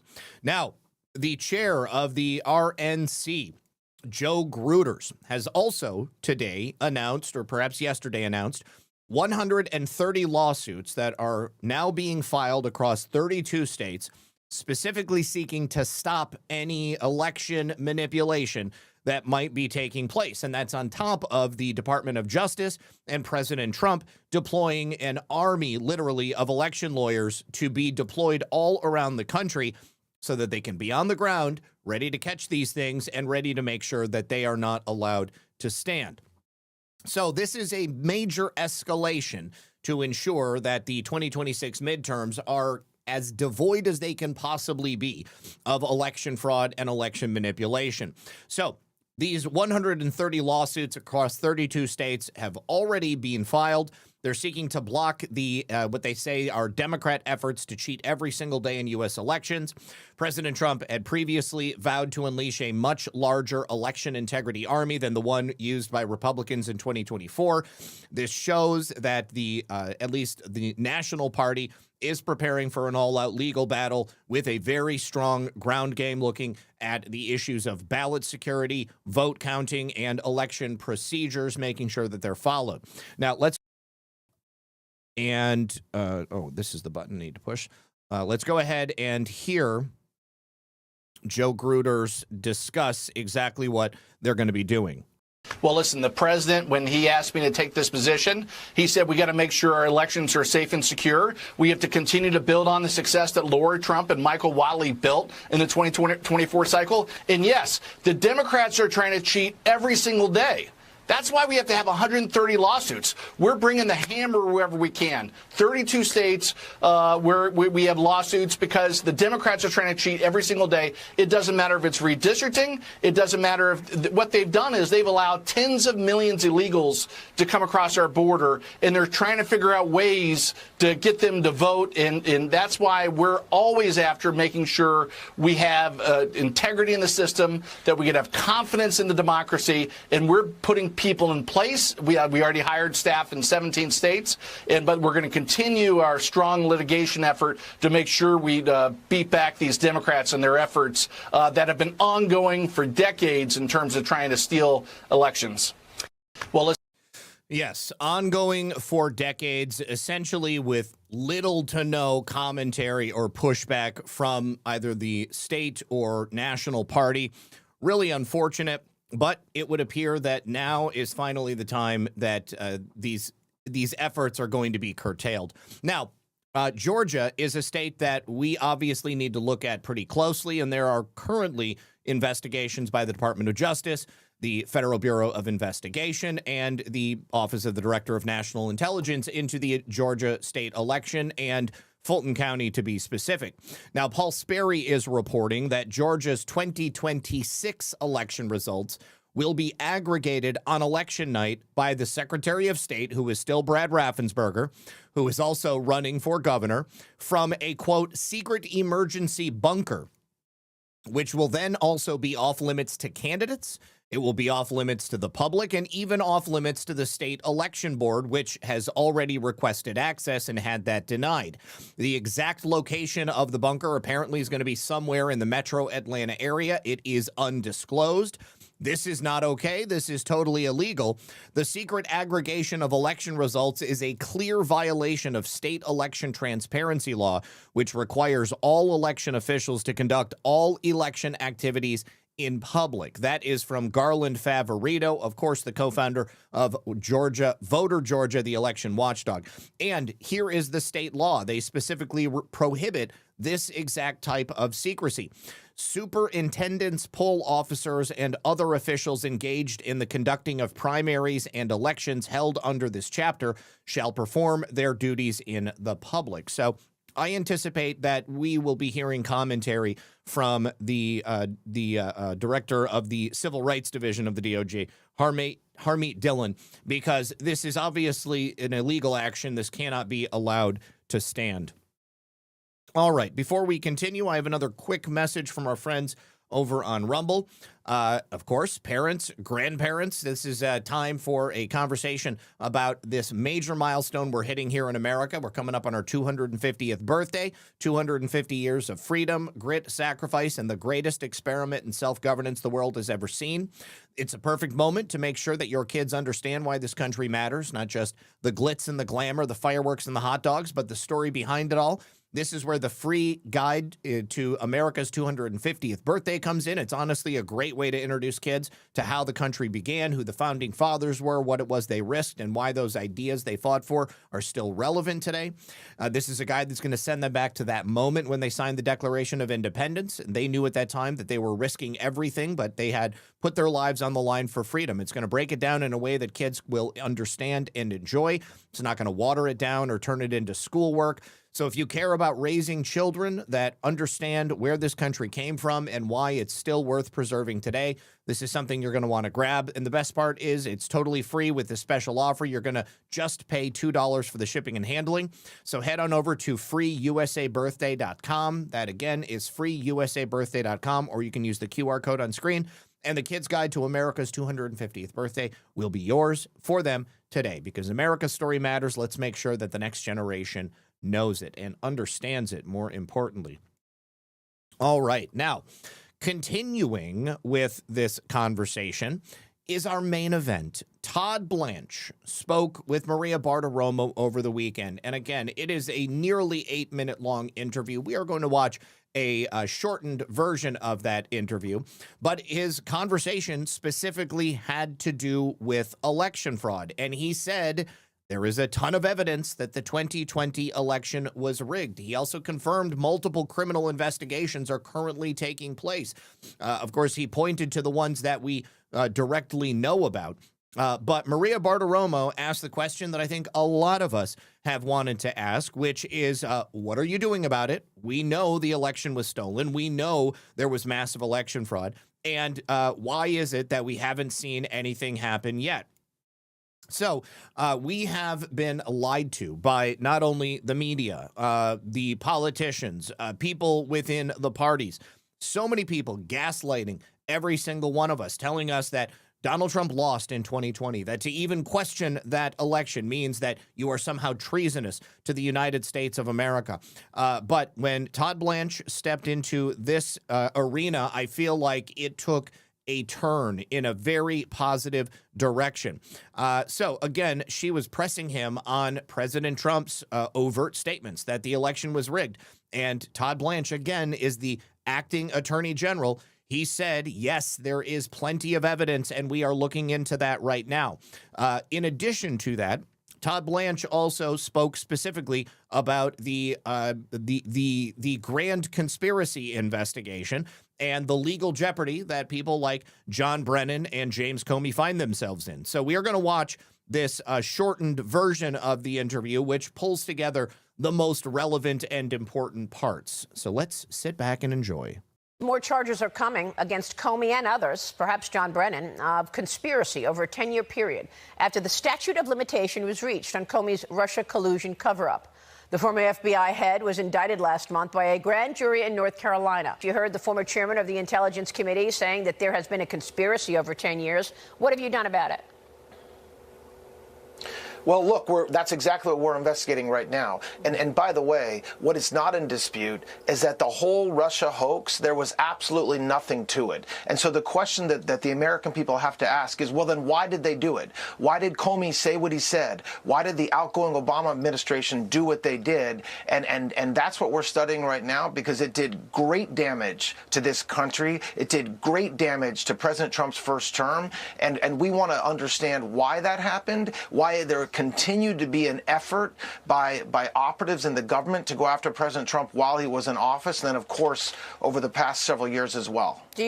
Now, so important, because I've said this on many different occasions. Maria Bartiromo made mention of the statute of limitations. So many people were so focused on a date, whether they're talking about Fauci or whether they're talking about the grand conspiracy. And Todd Blanche says, I don't know that the statute of limitations has expired. The commentary that Todd Blanche gives in this interview is unusual for an attorney general, but I think that it's because he and the administration, President Trump, know that people are chomping at the bit. People need to see justice. They need to see people held accountable. For so long, many of us for our entire lives, we have watched politicians, bureaucrats, ivory tower coastal elites get away with murder, up to and including, and see nothing happen to them, while at the same time, our own government was weaponized against us. We were made to suffer in so many different ways, a myriad of ways, whether it's financial, psychological, political, across the board. The only people who ever had to deal with any hardships was us, we the people. And these criminals on screen would just get away with whatever it is that they wanted because they controlled everything. Only now they don't. And the statute of limitations does not matter when we're talking about an ongoing conspiracy. Believe it was a conspiracy against President Trump? I mean, that's what we're looking at. And do you believe it? I mean, look at what happened. I mean, here there's no evidence of any Russia collusion at all. And yet there was a special counsel appointed, 2 years, the president's family, his entire administration was investigated. There was zero evidence of any Russia collusion. Right. That cannot happen. And so it should never happen in this country. And so we're going to get to the bottom of it. Oh, I understand that. And we all know, this audience is well aware of it. We were among the first to say this doesn't smell right, this doesn't look right. We don't think it's true. I had Devin Nunes on and John Ratcliffe on virtually every week back in 2017 and 2018 saying just that, all of their findings. I'd like to know why it's taking so long. I mean, has the statute of limitations run up? Do you have no more wiggle room in terms of zeroing in on things like the Mueller report, the Nunes report, and all the evidence that was clear that they knew that there was no Russia collusion? Now, keep in mind, again, that Todd Blanche, as the sitting attorney general, the acting attorney general, he is constrained by that which he can actually say. Okay, he can't divulge everything. He can't say certain things in certain ways, because if he does, then he puts in jeopardy all of these investigations and the upcoming trials for each of these people. So he has to be very careful. But when Maria Bartiromo asked if there was a conspiracy, and he was like, well, I don't know. Do you think there's a conspiracy? Of course there's a conspiracy. But it's not time to come out and say that yet. It's not time to give up your hand, all right? The only time that's going to happen is when this Department of Justice announces that indictments have been secured. And those indictments will be secured by the grand conspiracy grand jury, obviously taking place right now in Fort Pierce, Florida. Look, I don't know that the statute has run out. I don't think so. Because what you saw a continued effort all the way up until very recently, up until the raid of Mar-a-Lago just a couple of years ago, a continued effort to destroy President Trump. And that statement right there confirms what we have all been hoping and what I have suggested to you, that they're not pursuing these investigations as a series of isolated acts which would have a statute of limitations. They are all being pursued as part of the larger investigation, the conspiracy, which means that statute of limitations doesn't matter. The only thing that matters is getting all of the evidence and bringing the indictments using the grand jury process so that it will be unimpeachable, so that convictions can be secured. Whether that's one conspiracy that continued from 2015, 2016, all the way up to 2023 is what we're looking at right now. But the way that we do that is with the grand jury process. So it's calling witnesses, it's looking at documents, it's having prosecutors study, it's having the FBI look at it and investigate what happened. And we're finding out some incredibly troubling things, and at some point at the right time, that will be made public, and the American people will see exactly what happened to this administration and President Trump over the past decade. Well, I mean, the country was ripped apart. We all know that. Half of the country said he colluded with Russia. The other half said, no, it didn't. I mean, it ripped the country apart. But you say when the time is right. When is the time right? When should we expect these charges of conspiracy? Well, I mean, look, as has been publicly reported, the Southern District of Florida has an open criminal investigation. That involves hundreds of subpoenas. It involves hundreds of witnesses. And so as far as timing and when we can expect it, we are working hard and we are working efficiently, but we are going to do it right. We are not going to rush something that isn't ready. We're not going to reach a conclusion before our investigation is over. But I assure you, and I assure the American people, that we are completely focused on it. Okay, well, I don't know what is not ready. I mean, we've been watching this play out for a long time, and viewers and people watching are frustrated because it just keeps happening. Weaponization keeps happening because it's not corrected the time before. Now, there are charges against Comey right now, threatening the president, transmitting a threat across state lines because of that Instagram post 8647. Is that real, or is that a placeholder, or what exactly is the charge? Because he's saying this has no merit. Of course, James Comey is going to say that it has no merit because he is obviously going to be pleading not guilty. He's going to be defending himself in court. That is, if Jim Comey actually goes to trial for this. And obviously, there's a couple of key ways how he could avoid that if he was to plead to something else, or if he was to make a deal with the government to spend less time in prison because he was going to give information, or if the government comes to him and says, guess what, we are also going to be charging you with a host of other things based upon the information that we found from your communications. And Todd Blanche has already gone on the record and said that this Instagram post is not the only thing that has indicted James Comey as a result of the grand jury's investigation. Well, I mean, he's entitled to say whatever he wants. What the facts show is that a grand jury, this isn't a D.C. grand jury. This isn't Todd Blanche, former President Trump, personal attorney, bringing charges. These are line prosecutors, career prosecutors in North Carolina who investigated what happened, investigated this case for nearly a year, and a grand jury returned an indictment. There is nothing more serious in this country, as we've seen repeatedly over the past several years, than threatening President Trump. He has been, on multiple occasions, 3 occasions at least, someone has tried to kill him, okay? So we have to take 3 occasions at least recently. These threats seriously, and obviously Comey's entitled to his day in court. He is a defendant. He's charged in an indictment out of North Carolina, and those charges are very serious. Well, obviously, when you see someone like Jim Comey, who was the head of the FBI, write out 8647 on the street, I mean on the beach rather, someone who might be mentally challenged is going to use that and say, well, let me go do what Comey just told me to. Yeah, so Comey's message through that Instagram post was clearly broadcast to the entire world. Everybody who followed him, everybody who has access to the internet knows about Jim Comey's decision to post that out there. And, of course, Jim Comey is part of a much larger group of people. That message could have been specifically for those crazies on the internet. Could have been a communication to that larger group of people who are still sitting in some form of power in Washington, D.C. But Jim Comey and his various crimes are, of course, now going to be revealed. Now, again, Todd Blanche telling us that we are going to get all of the information about the Russiagate conspiracy.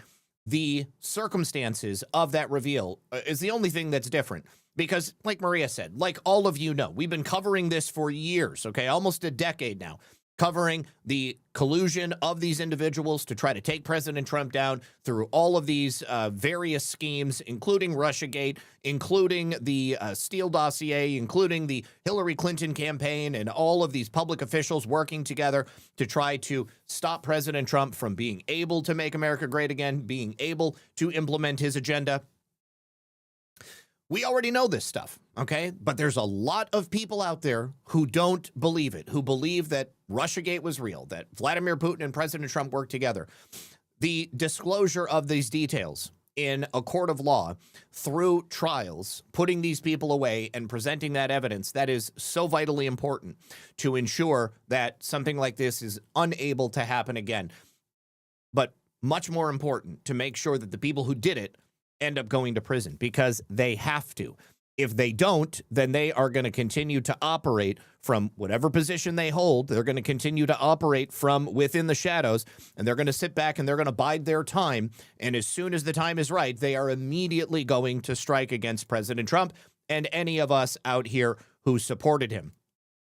Now, Comey, yesterday, almost in a dueling battle of the talking heads, went and essentially repeated his message that you have all of these members of the deep state that he's still in communication with. And I would just hazard anybody in communication with Jim Comey, your communications are more than likely subject to the review of the FBI and to the Department of Justice. And maybe that's part of the reason Jim is having these conversations.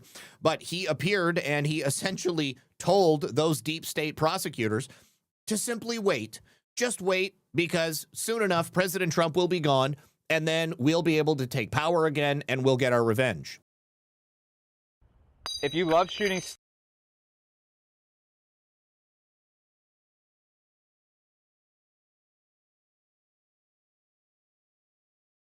Not looked at from the top level. The people running it, if you're bragging about forcing out career prosecutors and agents because the president doesn't like a lawful investigation they conducted, something is seriously broken at the top. None of the investigations were lawful, and that's the point of proving this in a court of law. But I have great confidence in the people down below who are just trying to hang on. And I'm urging them, hang on 2.5 years, and then we can rebuild these institutions. But we need good people in those roles. America does. All right. The good people in these roles that Jim Comey is talking about are those who would be loyal to the same criminal deep state apparatus that Jim Comey had mentioned in that last interview last week, where he admitted that he was still having these conversations. He was still in regular contact with these people. And those are the people who make up the bulk of that bureaucratic deep state. Those people need to be removed. Those people must be taken out of the situation, because otherwise they will return and they will rise up again. And either Jim Comey is turning state's evidence, or he is supremely arrogant. And he thinks that by going out and making these statements that he's somehow going to save his own skin. But from my perspective, he is only digging himself a deeper hole. Now, President Trump had previously had a lawsuit against the IRS as part of the Booz Allen Hamilton IRS contractor releasing his private tax returns to the New York Times, along with tax returns of a bunch of other people. He was suing for $10 billion. Well, he has agreed to drop that suit in order to create the Anti-Weaponization Fund. This is a settlement that the IRS is putting together, which will allow for people who have had the government weaponized against them not only receive a formal apology from the United States government, but also be able to get a monetary payment and be reimbursed for damages that they've incurred as a result of the government coming after them. Now, there are no partisan requirements to file a claim. Any money that's left when the fund ceases operation will then revert back to the federal government. And they say here there is a legal precedent for such a fund, most notably the Keeps Eagle case, where the Obama administration created a $760 million fund to redress various claims alleging racism against the federal government over a period of 2 decades. So let's look at the announcement from the Department of Justice. Okay, so the plaintiffs in the original case were President Trump, Eric Trump, and the Trump Organization, and they had filed suit against Treasury, IRS, both in the Southern District of Florida for the leaking of their tax returns. With this settlement, plaintiffs will receive that formal apology. They themselves will not get any monetary payment or receive any damages, and they've agreed to have the creation of this fund drop their pending lawsuits with prejudice so they can't bring them again in the future. And they're also withdrawing 2 administrative claims, including damages resulting from the unlawful raid on Mar-a-Lago and everything that the government did to President Trump for Russiagate. Now, keeping in mind, President Trump and the Trump Organization and his children, they have spent a tremendous amount of money defending themselves in court over nearly the last decade.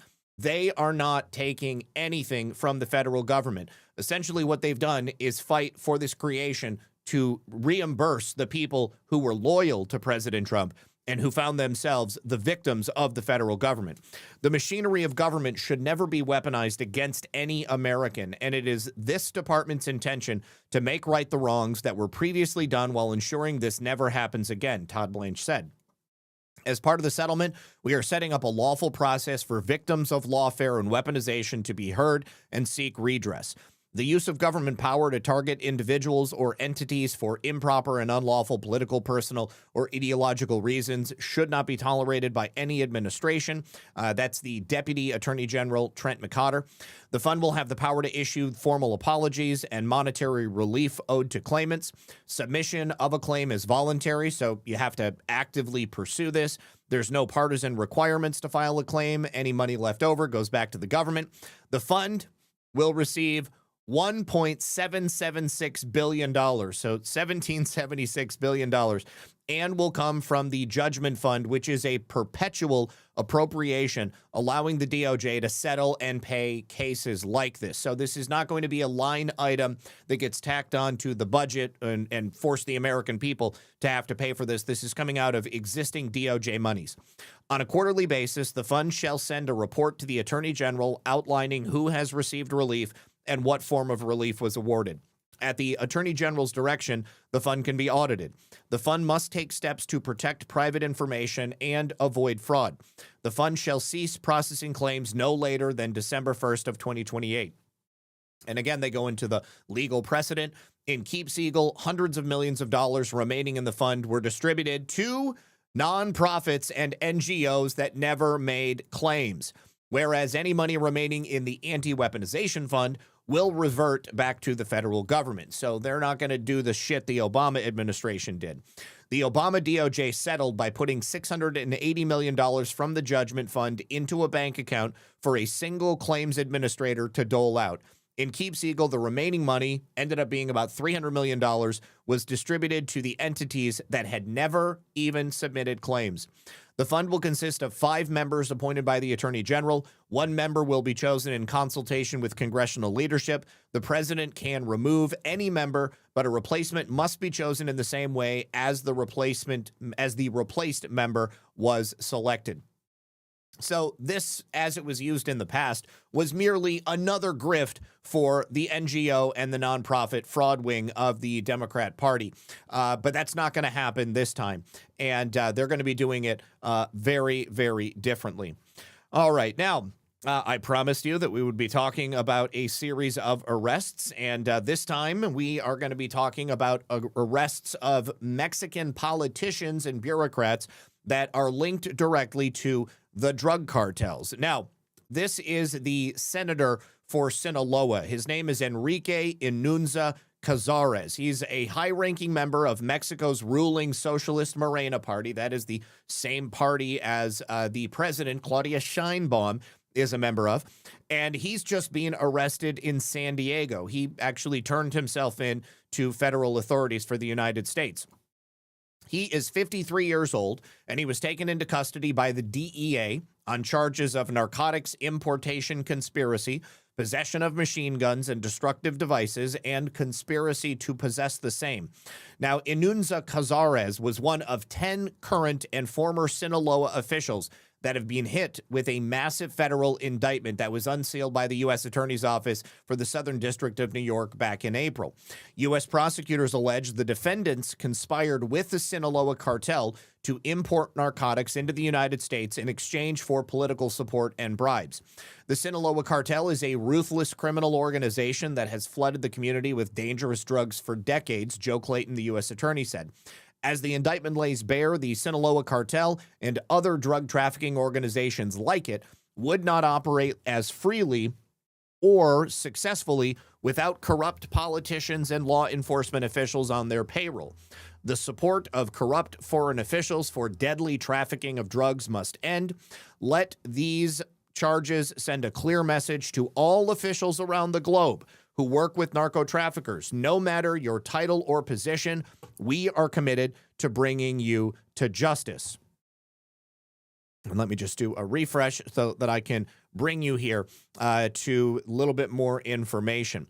All right, so according to the 34-page superseding indictment, this is the indictment that was released after the initial indictment that was unsealed on the 29th of April. The Sinaloa senator conspired with the Sinaloa cartel faction Los Chapitos that was run by Joaquin El Chapo Guzman's sons. They did this for the importation of drugs into the United States. Inunza Cazares is accused of meeting with Los Chapitos leaders and agreed on specific plans for the government in Sinaloa under Roca Moya to support and protect the cartel for favors from the cartel that in turn help the defendants and other corrupt officials in power. So the Justice Department alleged that Inunza Cazares and a businessman by the name of Enrique Diaz Vega, who once served as the state's Secretary of Administration and Finance from November 2021 to September 2024, and turned himself into authorities in Arizona on Friday. He assisted Los Chapitos leaders in installing dishonest officials to protect that cartel's drug trafficking faction and their operations, and acted as a middleman between El Chapo's sons and Roca Moya.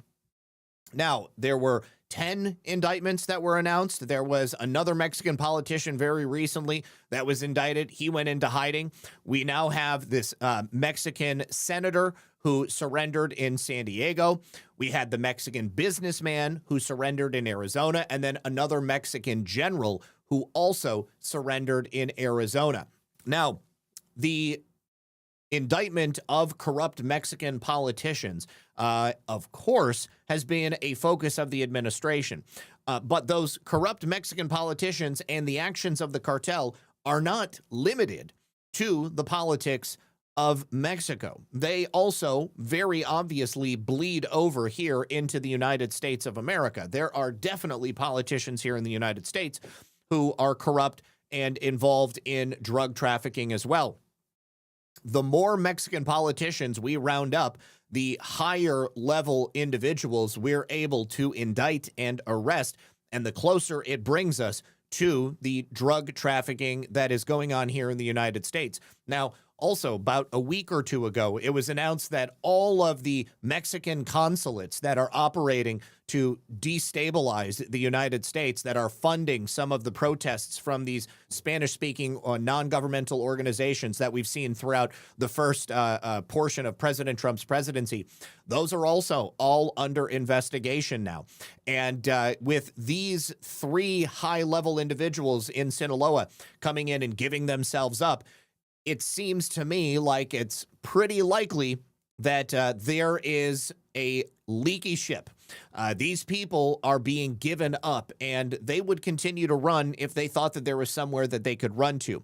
But it seems like somebody has given up all of their secrets. Now, that means to me that it's only a matter of time before we start seeing that bleed over here into American politicians. And if I was a border a state political official who was close to any of these people, I would be very, very nervous right now. And who knows, maybe they've even come forward and begun the conversation in the dead of night from outside of the glare of sun, because none of them want to go to prison. All of them want to save their skin, and every single one of them does not want to be seen as turning on the cartel. Thank you to G. Fontez, who says Brenda Lee may also just be one person charged or indicted that was mentioned so publicly, and likely others not cited here, to gain proof from upstream and fearful surrenders. Absolutely. Simply because Brenda Lee, whatever her full name was, Brenda Lee Brown Armstrong or whatever, because she's the only one who was announced today, doesn't mean she's the only one who's being indicted. Just means that she's the one that they want to go ahead and publicize. So yeah, I think that undoubtedly it's going to lead to additional cases. Let me see. Now, also, Filter Dog, Phil Scarborough said that Sean had actually not said that in regards to the recovered bleach bit emails. So obviously, that was something that he had mentioned as a possibility on a recent podcast, but I haven't seen it reported either that those emails have been recovered. But you know, who knows? Maybe it'll happen in the future. Also, he says pine cone. I don't know what pine cone is in reference to, but let's go ahead and pull it up.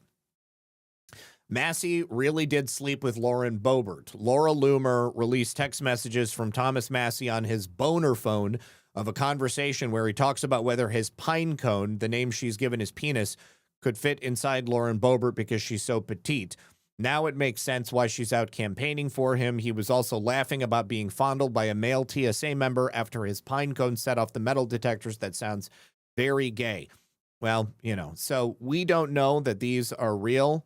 And I don't know if Boebert and Massey have slept together. But again, I don't think that I think that most people in D.C. are sexual deviants. So, you know, to be honest with you, it wouldn't surprise me, especially after what's come out. All right. Now, also, in terms of foreign arrests, Venezuela has just extradited a very important person from their political and criminal elite. This is a man by the name of Alex Saab. Alex Saab was considered the money man, the bag man for Nicolas Maduro. Now, what's interesting is that Alex Saab had previously been pardoned by one Joe Biden. And now, because he's being extradited by the new government, which is the old government of Venezuela, that means that Alex Saab is going to be testifying, maybe testifying against Nicolas Maduro, maybe testifying about some other things that he knows. We don't know yet because it hasn't been announced, but there is obviously a new level of cooperation happening between the United States and Venezuela, and this is a big get. So he is a 54-year-old Colombian businessman. Colombian could mean that he also has connections with the drug trafficking world as well.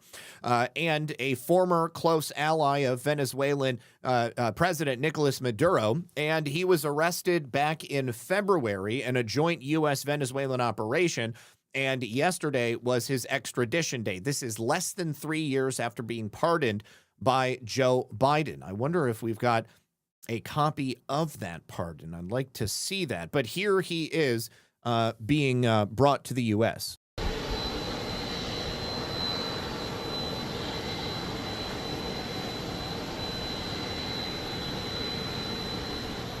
And I'm just going to turn that sound off because we don't actually hear anything. From what I understand, Alex Saab was also involved in some sort of a scam that was happening against Americans. And I'll be very interested to see exactly why it was that Joe Biden decided to pardon him. Of course, I would believe that his pardon had something to do with the machine, the deep state machine, saving their own necks. Alex Saab may have information which would be very useful to the Department of Justice. And considering that he was pardoned, his crimes that he's being extradited for likely have nothing to do with the specific circumstances of that pardon. So let's go ahead and jump forward All right, so the deportation was ordered considering that the aforementioned Colombian citizen is involved in the commission of various crimes in the United States of America, as is public knowledge and widely reported. All right, so here I think we have something on the pardon. He was pardoned by Biden less than 3 years ago in a prisoner swap. Federal prosecutors have been investigating his role in the clap food bribery scheme. Could become a key witness against Maduro, who is, of course, awaiting charges on drugs in New York. Sorry, hold on. My eye feels like it has something in it. Let me see if we've got something else. Okay, so Saab was Maduro's primary financial fixer and the main conduit for foreign companies investing in Venezuela. That clap food program, that's for poor Venezuelans. Acting President Delcy Rodriguez fired Saab from her cabinet after taking over from Maduro. Maduro previously claimed Saab was a diplomat on a humanitarian mission to Iran in 2020 when he was arrested. The new government of Venezuela handing him over is a pretty strong comment about the direction that they want to go. Obviously, they want to remain in the good standing of the United States of America. Okay, so looks like Saab was stripped of his citizenship in order to allow him to be extradited. Colombian citizen, also had Venezuelan citizenship. And there also is a treaty, a 1922 treaty between Washington and Caracas, Venezuela, and that may have been one of the ways that they were able to get him extradited. Okay, so... All right, and then I don't know if this has anything to do with it, but former Florida GOP Congressman David Rivera convicted of secretly acting as an unregistered agent for communist Venezuela. Let me see, Alex Saab pardon.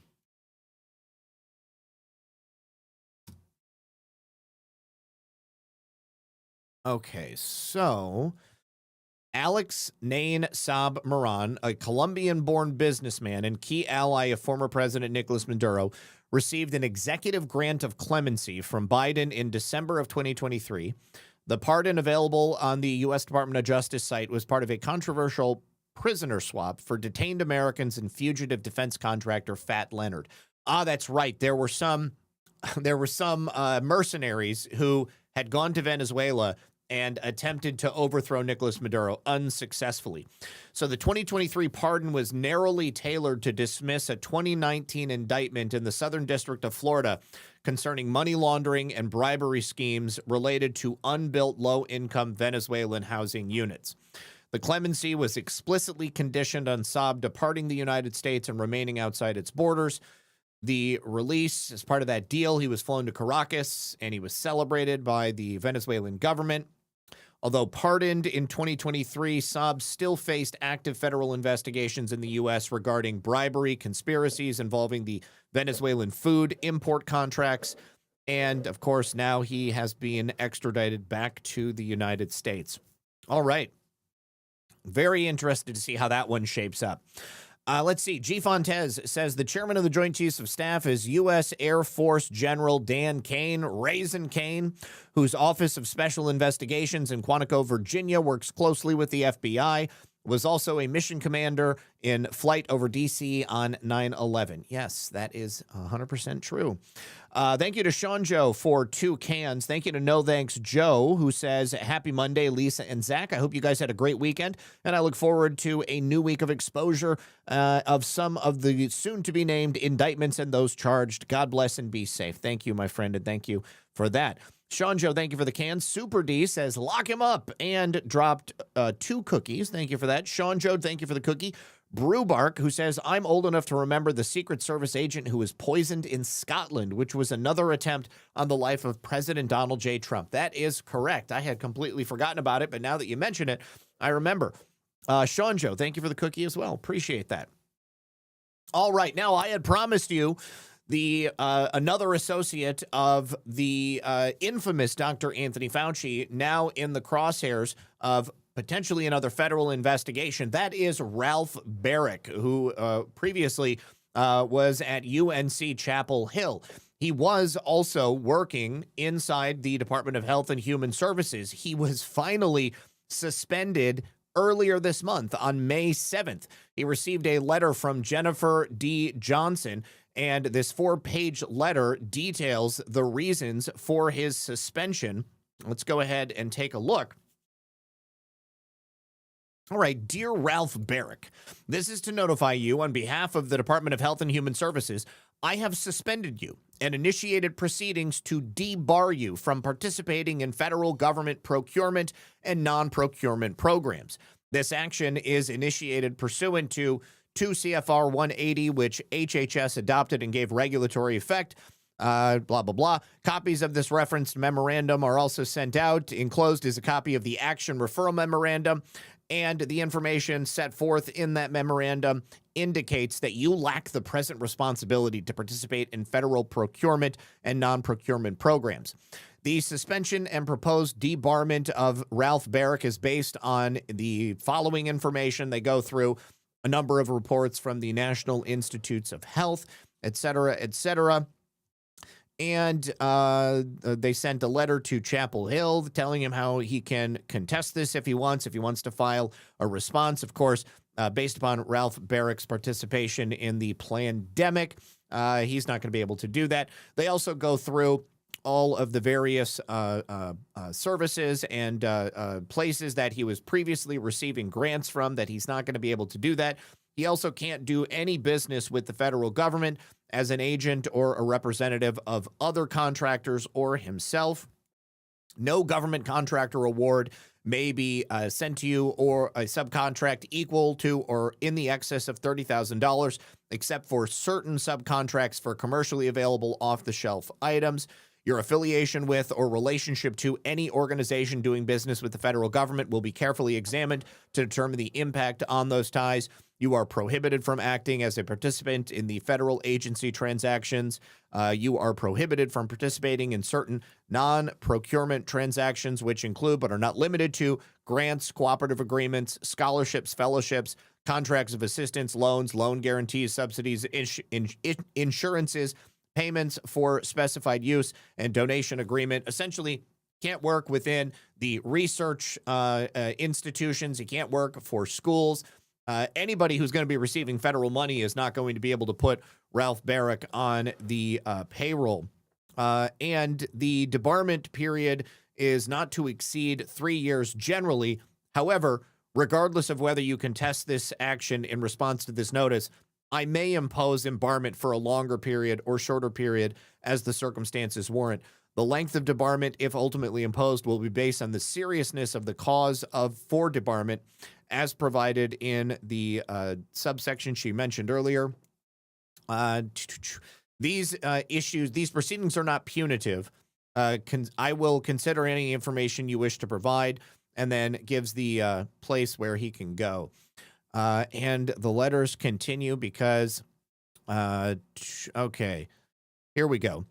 According to the NIH, Dr. Barrick is the professor in the Department of Epidemiology and the Department of Microbiology and Immunology at UNC.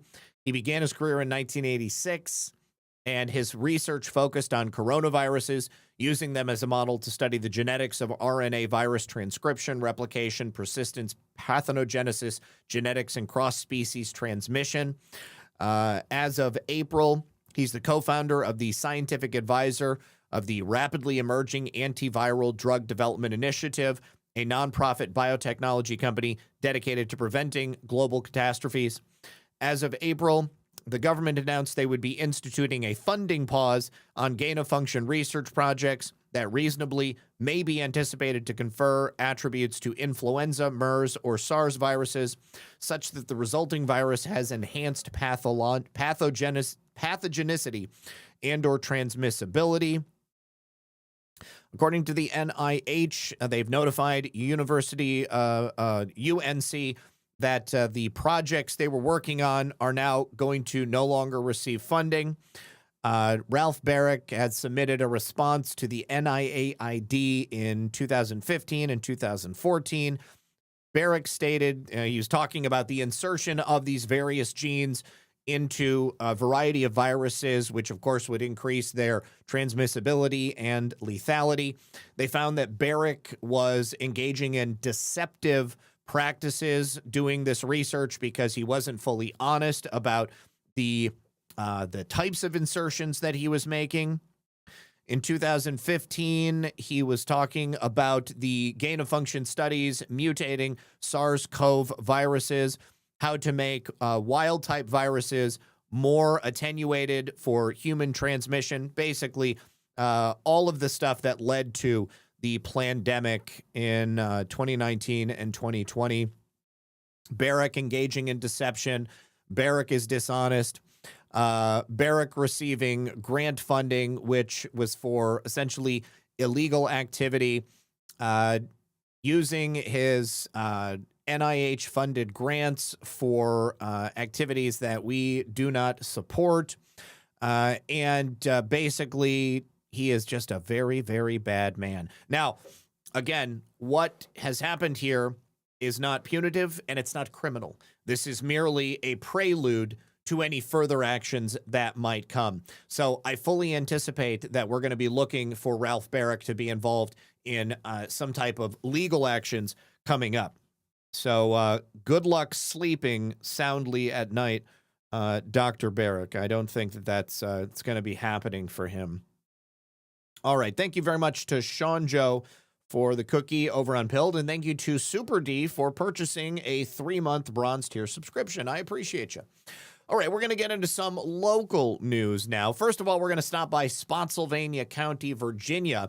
Governor of Virginia just recently signed some really far-reaching and unconstitutional gun control legislation. And the Spotsylvania County attorney has, of course, said that he will not be participating in Governor Abigail Spanberger's efforts. Now, that is Ryan Mahaffey. He has officially declared war on Abigail Spanberger's tyrannical new assault weapons ban, and she has also put in place new public carry restrictions. This will also be contested by the Department of Justice as well. But she has told local sheriffs that she wants them to essentially enforce these unconstitutional bans. This letter that he sent off on May 15th, along with sending it to County Sheriff Roger Harris, he has blasted this assault weapons ban and the public carry ban and argued that these laws directly conflict with Supreme Court precedent as well as the U.S. and Virginia state constitutions. He cited a number of major Supreme Court rulings, including District of Columbia versus Heller, New York State Rifle and Pistol Association versus Bruin, arguing that these gun restrictions fail the constitutional test laid out in court. Abigail Spanberger signed these bills into law on May 14th, and he said, I am simply not going to enforce them, and he is asking the sheriff to not enforce them as well. I write to the state that this legislation is inconsistent with the Second Amendment of the U.S. Constitution and Article 1, Section 13 of the Virginia Constitution. These laws are unconstitutional and cannot be lawfully enforced. U.S. Supreme Court precedent expounds the Second Amendment right of the people to keep and bear arms as necessary for a well-regulated militia. Under U.S. versus Miller from 1939, the Second Amendment secures the right of the citizen soldier to arm himself with those instruments that have some reasonable relationship to the preservation or efficiency of that well-regulated militia. The arms of a basic infantryman are the primary instruments of a militia, and the primary basic infantry weapon for the U.S. military is the M4-1A carbine equipped with a 30-round magazine. The most popular rifle in America, the AR-15, is modeled after the M4A1 and has an estimated circulation of over 32 million. In D.C. versus Heller, the U.S. Supreme Court ruled that the Second Amendment protections are individual right to possess firearms that are in common use for a lawful purpose. Obviously, the AR-15 is in common use.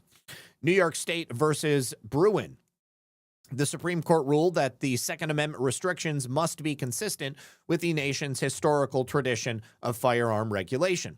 In the historical tradition of Virginia, the law has not only permitted but required its citizens to arm themselves with the instruments of a basic infantryman, a musket, and 20 rounds for service in the militia. The assault weapons ban, which is SB 749 and HB 217, and the public carry ban, SB 727 and HB 1524, are undoubtedly inconsistent with the historical tradition of Virginia as articulated by Miller and are thus unconstitutional under Bruin. Moreover, Heller secures the right of Virginians to keep and bear arms, most popular rifle in America, which is an AR-15, for the lawful purpose of readiness for service in the Virginia militia, as the founders intended. I am surprised that he's the only one who has come forward to specifically say that he is not going to follow this unconstitutional regulation. I'm hoping that there are going to be more people who step forward. All right. Now, also, it would appear, oh, this is the wrong one. It would appear that San Diego had a mass shooting earlier today at a mosque of some form or another. This is the San Diego Islamic Center. There have been multiple fatalities that were reported, also multiple shooters.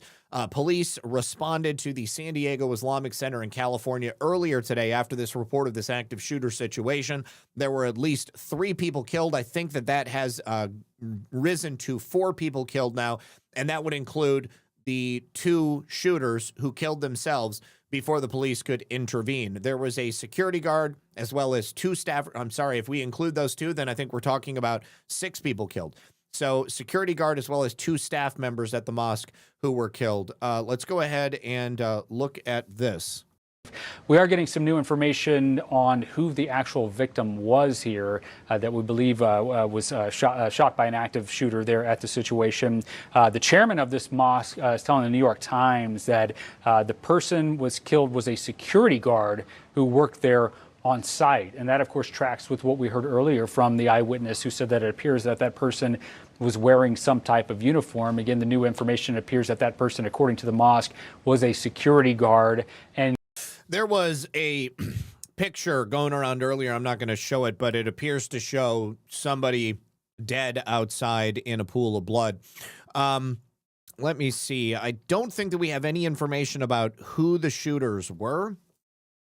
I think that it's pretty clear that the Democrats are going to pounce on this as some sort of anti-Islamic attack or something like that. But we don't know that to be the case. These are teenagers who are apparently the shooters, and they killed themselves after they killed these 3 adults.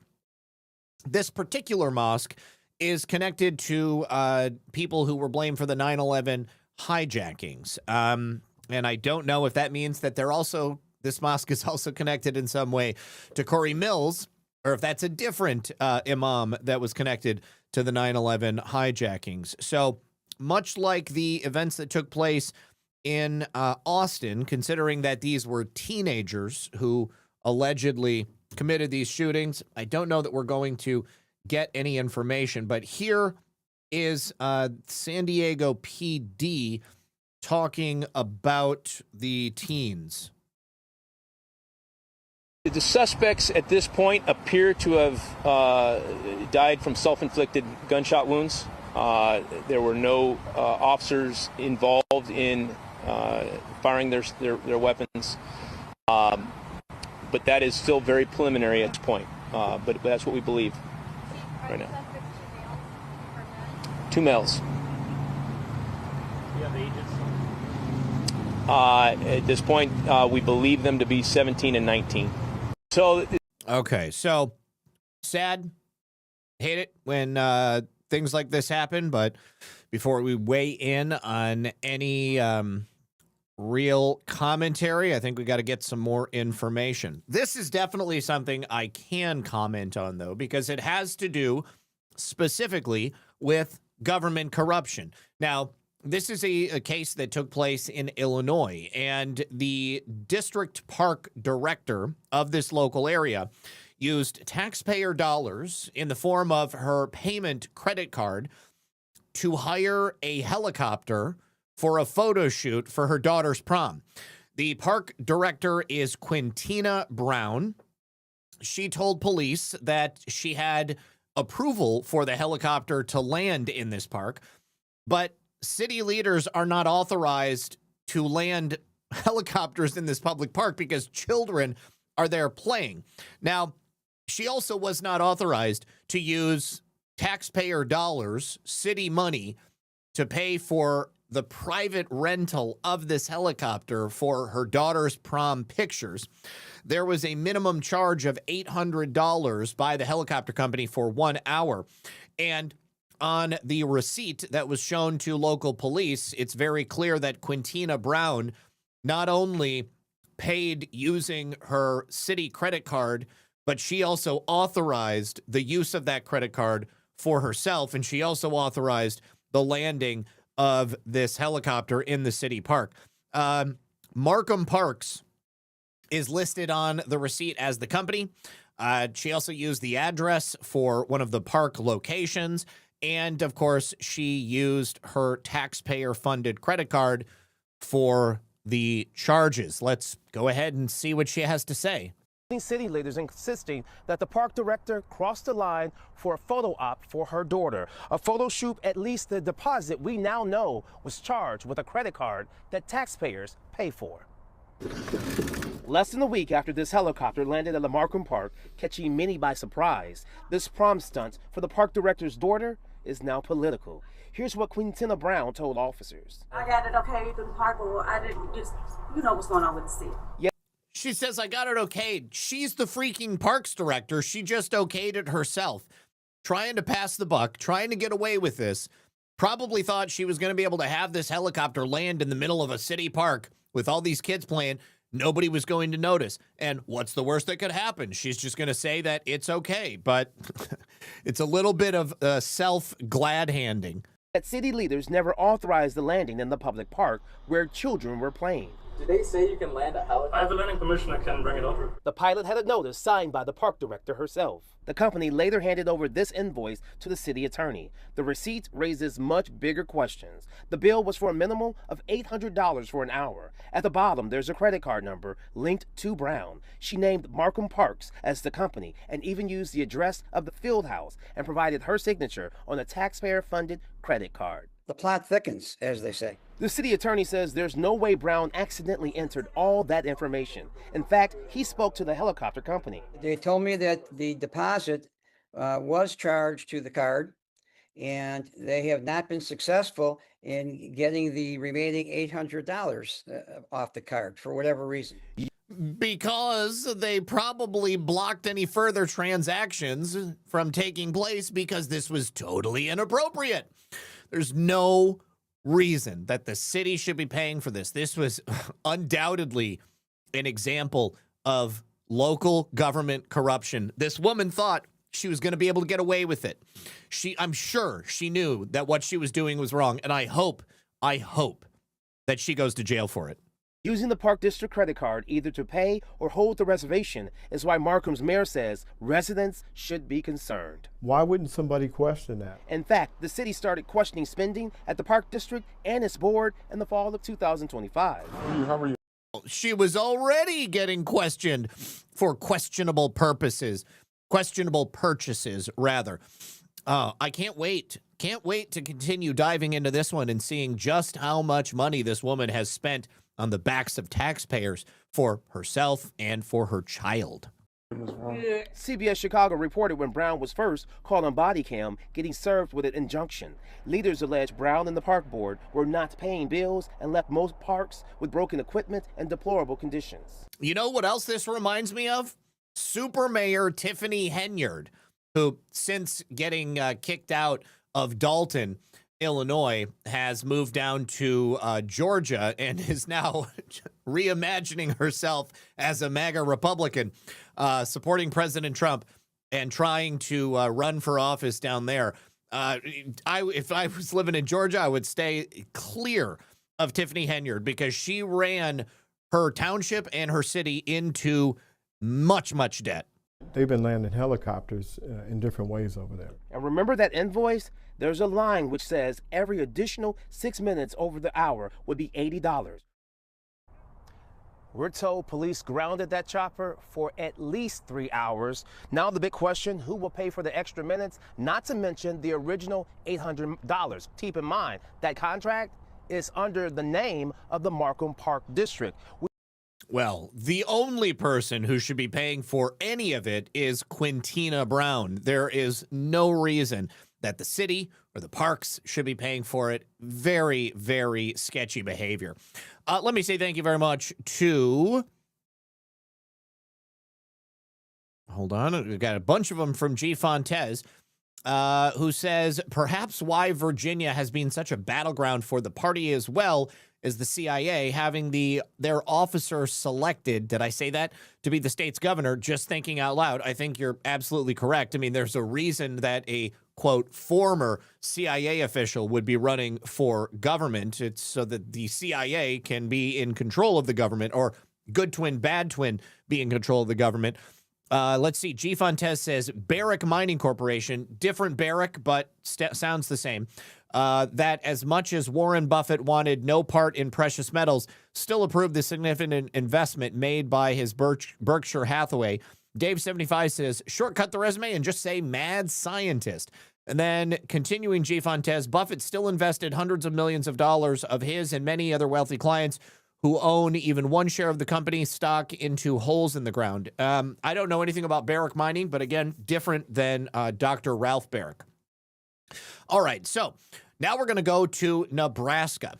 Remember, not that long ago, I told you about how the state of Nebraska was giving in-state tuition to illegal aliens. Well, now they have agreed to finally end the practice. A University of Nebraska-Lincoln professor is not too happy about it. Crystal E. Garcia.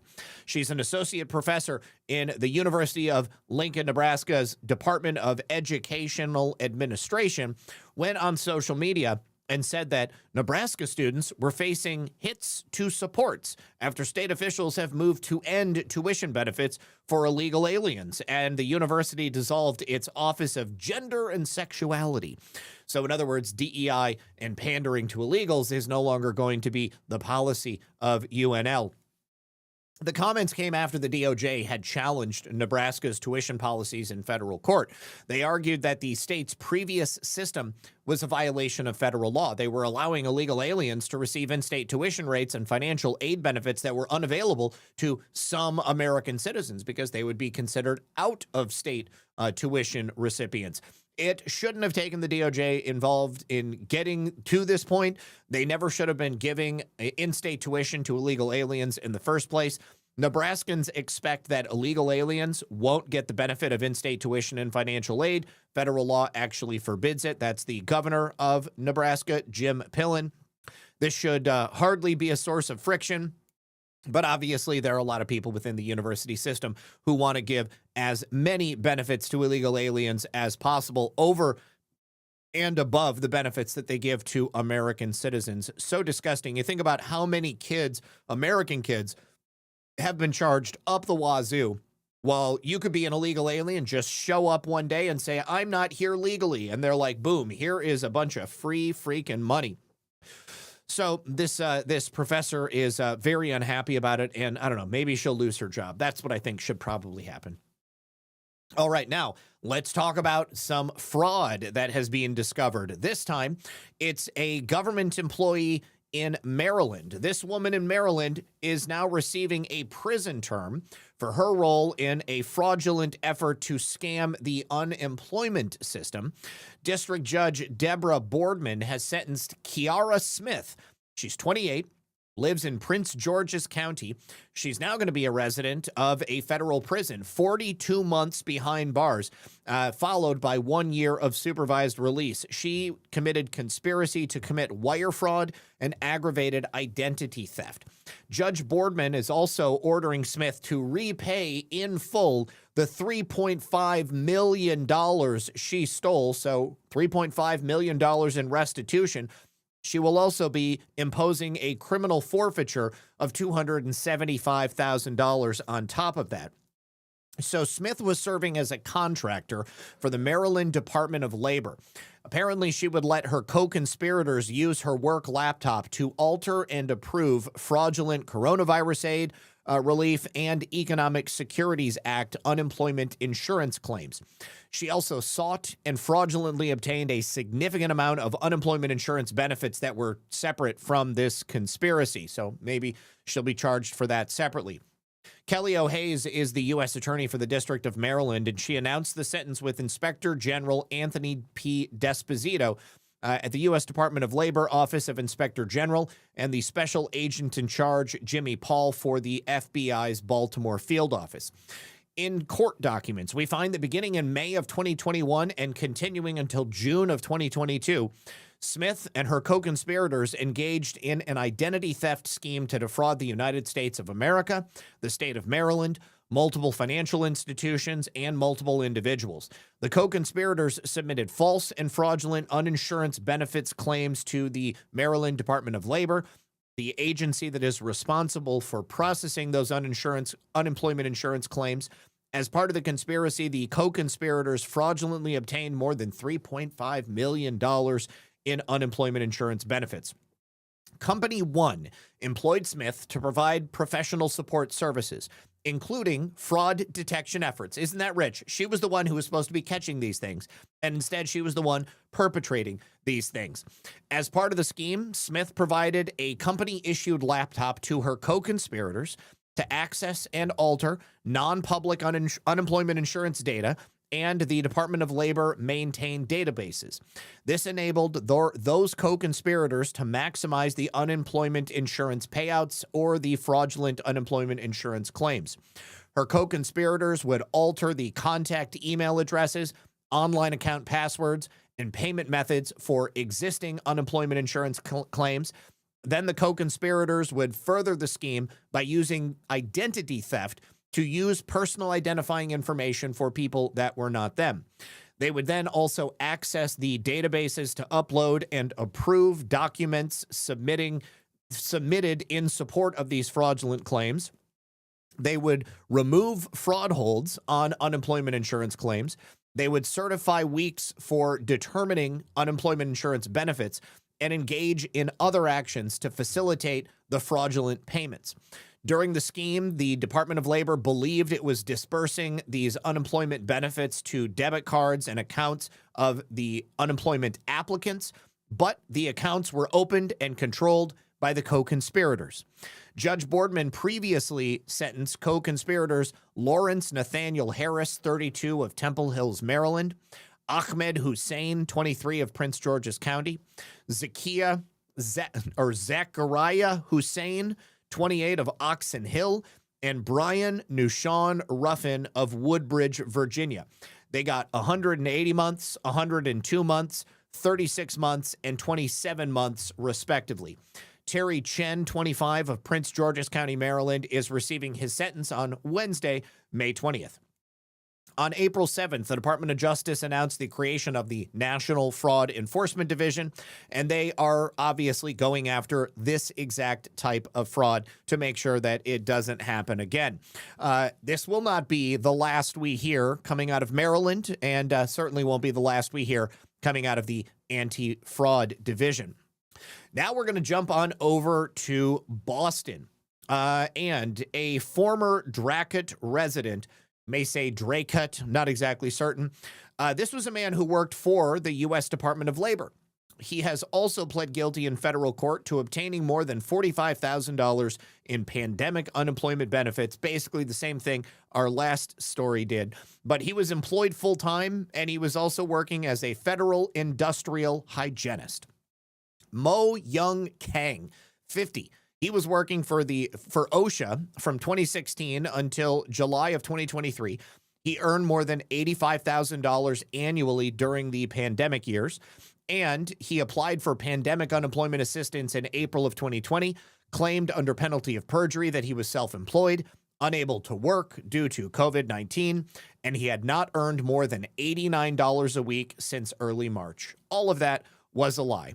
But the Massachusetts Division of Unemployment Assistance approved his claim, and Kang continued filing weekly certifications from September through September 2021, each time asserting he had no income. And in total, he received about $45,000 he was not entitled to. Kang was also formerly living in Woburn, but he pled guilty in U.S. District Court in Boston to 4 counts of wire fraud. He will be sentenced on August 11th. According to the plea agreement in the court documents, prosecutors recommended a sentence of 4 months in prison, 2 years of supervised release, and full restitution. Court documents note that Kang has no prior criminal history and has accepted responsibility for the crime. The wire fraud charges carry a maximum penalty of 20 years in prison and a $250,000 fine. His attorney is not answering any questions. Now, another case from FBI in Boston. A former director of food services for the Plymouth Public Schools District has pled guilty to stealing food and equipment for a side business. Patrick Van Cott admitted to a long-running fraud scheme that began back in 2014. He admitted to stealing food and commercial kitchen equipment items to operate a private business called The Snack Shack on Sandy Neck Beach in Barnstable, Mass. The National School Lunch Program is obviously a federally assisted program administered on the federal level by the USDA. They provide nutritionally balanced, low-cost free lunches to public school children. In Massachusetts, meals for all students are free, and schools are reimbursed for meals through a combination of USDA funds and state funds. Now, to learn more about this case, we are going to jump over here. Patrick is a 64-year-old man, and considering that he was running this scheme for about 12 years, hopefully he ends up going to prison for a good amount of time. His sentencing is scheduled for August 19th of this year, and he was only charged just in April. So it looks like he has very quickly accepted that he was stealing, and he is not going to be getting out of this. So he was the director of food services for Plymouth from 2003 until 2025, June of 2025. In 2014, that's when he opened this side business. He admitted that he defrauded the Plymouth Public Schools by taking food and equipment purchased with funds that were provided by the USDA and then using it to run his business. The equipment includes 2 $2,200 fridges, a $3,950 2-door freezer, 2 12-inch hot plates, a 24-inch griddle, a char grill, a fry-later, shelving, a sandwich prep table, a convection oven, hanging chalkboards, and he took food every single summer, which included condiments, diced chicken, hot dogs, cooking oil, snacks, paper goods, coffee, food products, other miscellaneous things. Let's see. He also stole at least 9 pounds of deli turkey, 4.5 pounds of deli ham.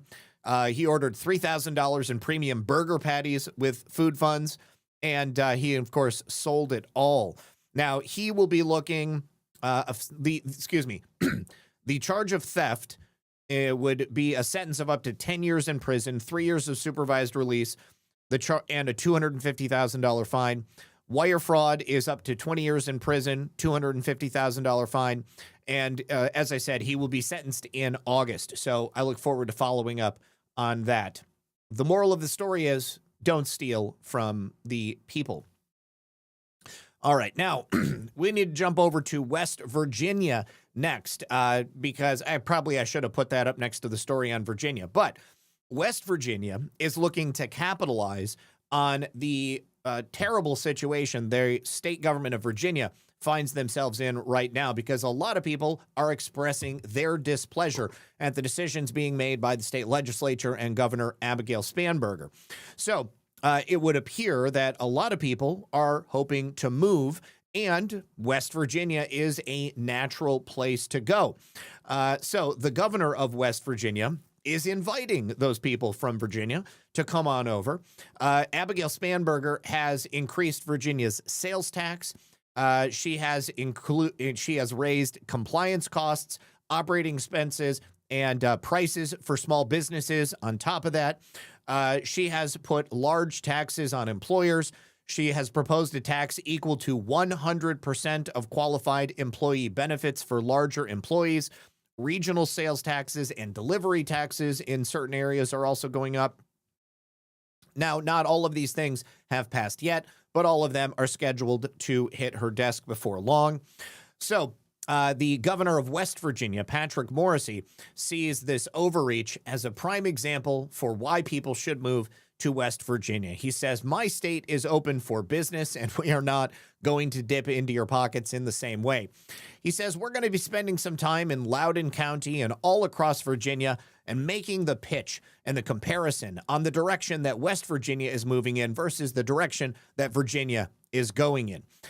And that includes a new 275-acre commercial tax district. He said that should bring in $200 million in economic development to the three-county eastern panhandle region. And he says that the West Virginia is nationally prevalent as an apple industry, to the point where the local high school team is the Muscle Men Apple Men. And he says that West Virginia chooses to burden their citizens and job creators with higher taxes, while West Virginia is choosing freedom, fiscal responsibility, and a tax climate that makes our state much more competitive for business than our neighbor. So if you are a business owner in Virginia, you might want to move over to West Virginia. All right, now we also have word on new ICE enforcement that is finally hitting California. And ICE is preparing to open and staff a new facility where not only ICE officials will be working out of, but of course, illegals can be held in. Is an ICE facility headed to the South Bay. Santa Clara County leaders are tonight sounding the alarm. Federal records suggest that the agency has secured a property near Gilroy and signed a contract to develop it. All that is sparking new fear among the area's large immigrant community. NBC Bear's Laura Samble explains. As you can imagine, news of this new facility has really rattled the Gilroy community. Many of them are immigrants who already don't trust the government. And they say ICE is not welcome there, and they'll do whatever they need to do to keep them out. The people, united, will never be defeated. With signs in hand, a spirited group of community activists and elected officials gather outside the Santa Clara County offices in San Jose to protest what they believe is a plan to build a new ICE detention facility near Gilroy. Federal records show the General Services Administration, which handles federal contracts for ICE and other agencies, leased 24 acres of land just east of Gilroy for 20 years. Those documents also suggest ICE has signed a contract with the developer. Ken Christopher, a third-generation garlic farmer, employs more than 900 people, largely from Hispanic backgrounds. He says the rumored plans have caused fear and panic, mostly because no one knows much about it. The problem is right now it's confusion, and that's the real problem. That's what's causing anxiety and causing... I can clear that up for you right now.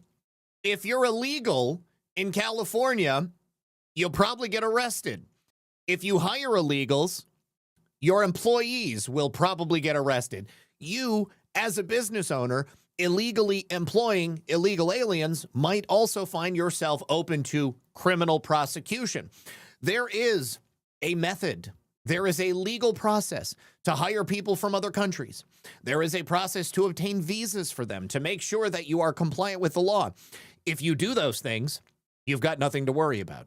However, if you routinely hire illegal aliens so that you can pay people as little as possible and put as much money into your pockets as you want to, then you might have something to worry about. Pain and causing fear is because there's no clear answer. The county's lawyer, Tony Palestri, says the county is in the dark, too. To our knowledge, there's been no effort whatsoever to notice the county or any other local government that we're aware of. Public records. Yeah, because they want to give you all the information you need to make sure that they're not successful in arresting as many illegal aliens as possible. Yeah, sure, Jan. Show the government leased the land from Elmwood Capital Group out of Beverly Hills. Those documents also suggest the agency may be planning to build a center similar to the one that closed in Stockton, where people would be held before being transferred to a larger detention center. We reached out to Elmwood Capitol, but have not heard back. There's still a lot of question marks right now. Our community should have had a voice in this. Our community should have had the opportunity to be part of the conversation. Right or wrong, on the federal government's part, there should have been a conversation. The county's lawyer says they're exploring all of their options and they're ready to battle this out in court if needed. Reporting in Santa Clara County, Laura Sam. They're going to waste a whole bunch of money losing to the federal government. And that's bad for the taxpayer. That's bad for the citizens of that area. BDR 1776 says, I'm loving my time in Florida as usual. Thank you for the best news out there. Do you know of any gun ranges you can rent guns to shoot between Sebastian and Daytona? I need a break from backyard work and fishing. I would say Volusia Top Gun. I don't know about renting guns because I have all of my own guns. So, yeah, I know that Volusia Top Gun is there in the Daytona area. It's Volusia County. But I don't know about renting guns. I mean, I guess theoretically, I mean, gun ranges probably have guns that you can rent, so you can go shoot with them. But yeah, I would say Volusia Top Gun is a great place to go. All right, thank you to Sean Joe for the cookie, and thank you to Ina for the cookie, who says, thanks so much, RP. All right, before we close out for the day, I have one final message from our friends over on Rumble. You guys have probably noticed that Rumble is growing fast. It's not slowing down anytime soon. They're building a real alternative to big tech that's going to put creators first and truly protect free speech. And now there's Rumble Premium. It's an easy way to upgrade your experience because with Premium, you get ad-free viewing across the platform. There's no pre-rolls, no interruptions, just the content that you came for.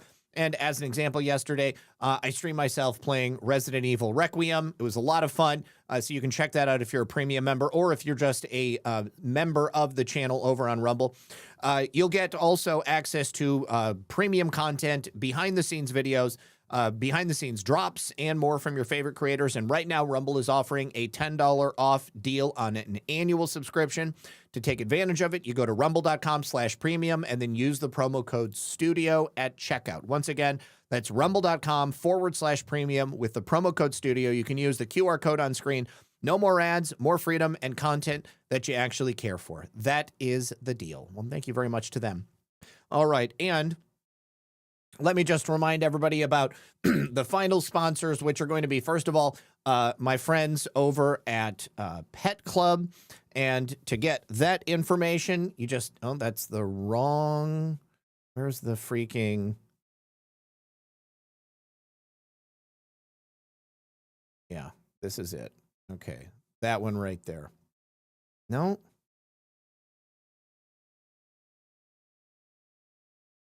That's it. Okay, great. All right. And over at Pet Club, they offer incredible supplements for both dogs and people, animals and people, which use the best possible extraction of Coriolus Versicolor. To find out about them, head on over to redpillnews.petclub247.com. And you will get the best deal by using that. And they have food, treats, human and pet supplements. And they sent Lisa and I a bunch of stuff for the dogs and for ourselves. The Inforce right here is something that I personally am taking, and I would recommend for people who might find themselves suffering with a possible cancer diagnosis. You can look into all of the research that's been done on the use of Coriolus Versicolor. We've talked about it here on the program a number of times. Also, my friends over at Tamarack Garden, tamarakgarden.com, and use the code RP78. You will also get a special deal from them, $10 off when you go to tamarakgarden.com and use code RP78. They provide all manner of natural products, which is going to be for your body and for your health internally. You can take supplements, and then also they have a whole host of cosmetic products, but all of this is made by their family. They are a Patriot family who have been viewers of the program for a really long time, so I appreciate them. And you'll also get free shipping on $100 orders or more. Also, my friends over at onenessdrops.com onedrops.com/redpill78. You will get a 15% off deal on anything that they anything that they offer, which could be their chlorine dioxide water purification kits, or the mullein extract for lung health, the soursop extract for cellular regeneration, or the DMSO, which is great for injuries all over your body. I would highly recommend the DMSO if you are a person of a certain age like myself who is dealing with aches and pains on a regular basis. And that will be all, you guys. I hope that everybody here had a good time today, and I hope that you enjoyed the show. If you haven't yet, hit that like button. Thank you very much, everybody, for your support. And if you want to join me tonight at 10:30 on Baseless Conspiracies, you can do that. Otherwise, I'll be back tomorrow at 5 p.m. for another episode of Red Pill News Live. So, see you then. Peace.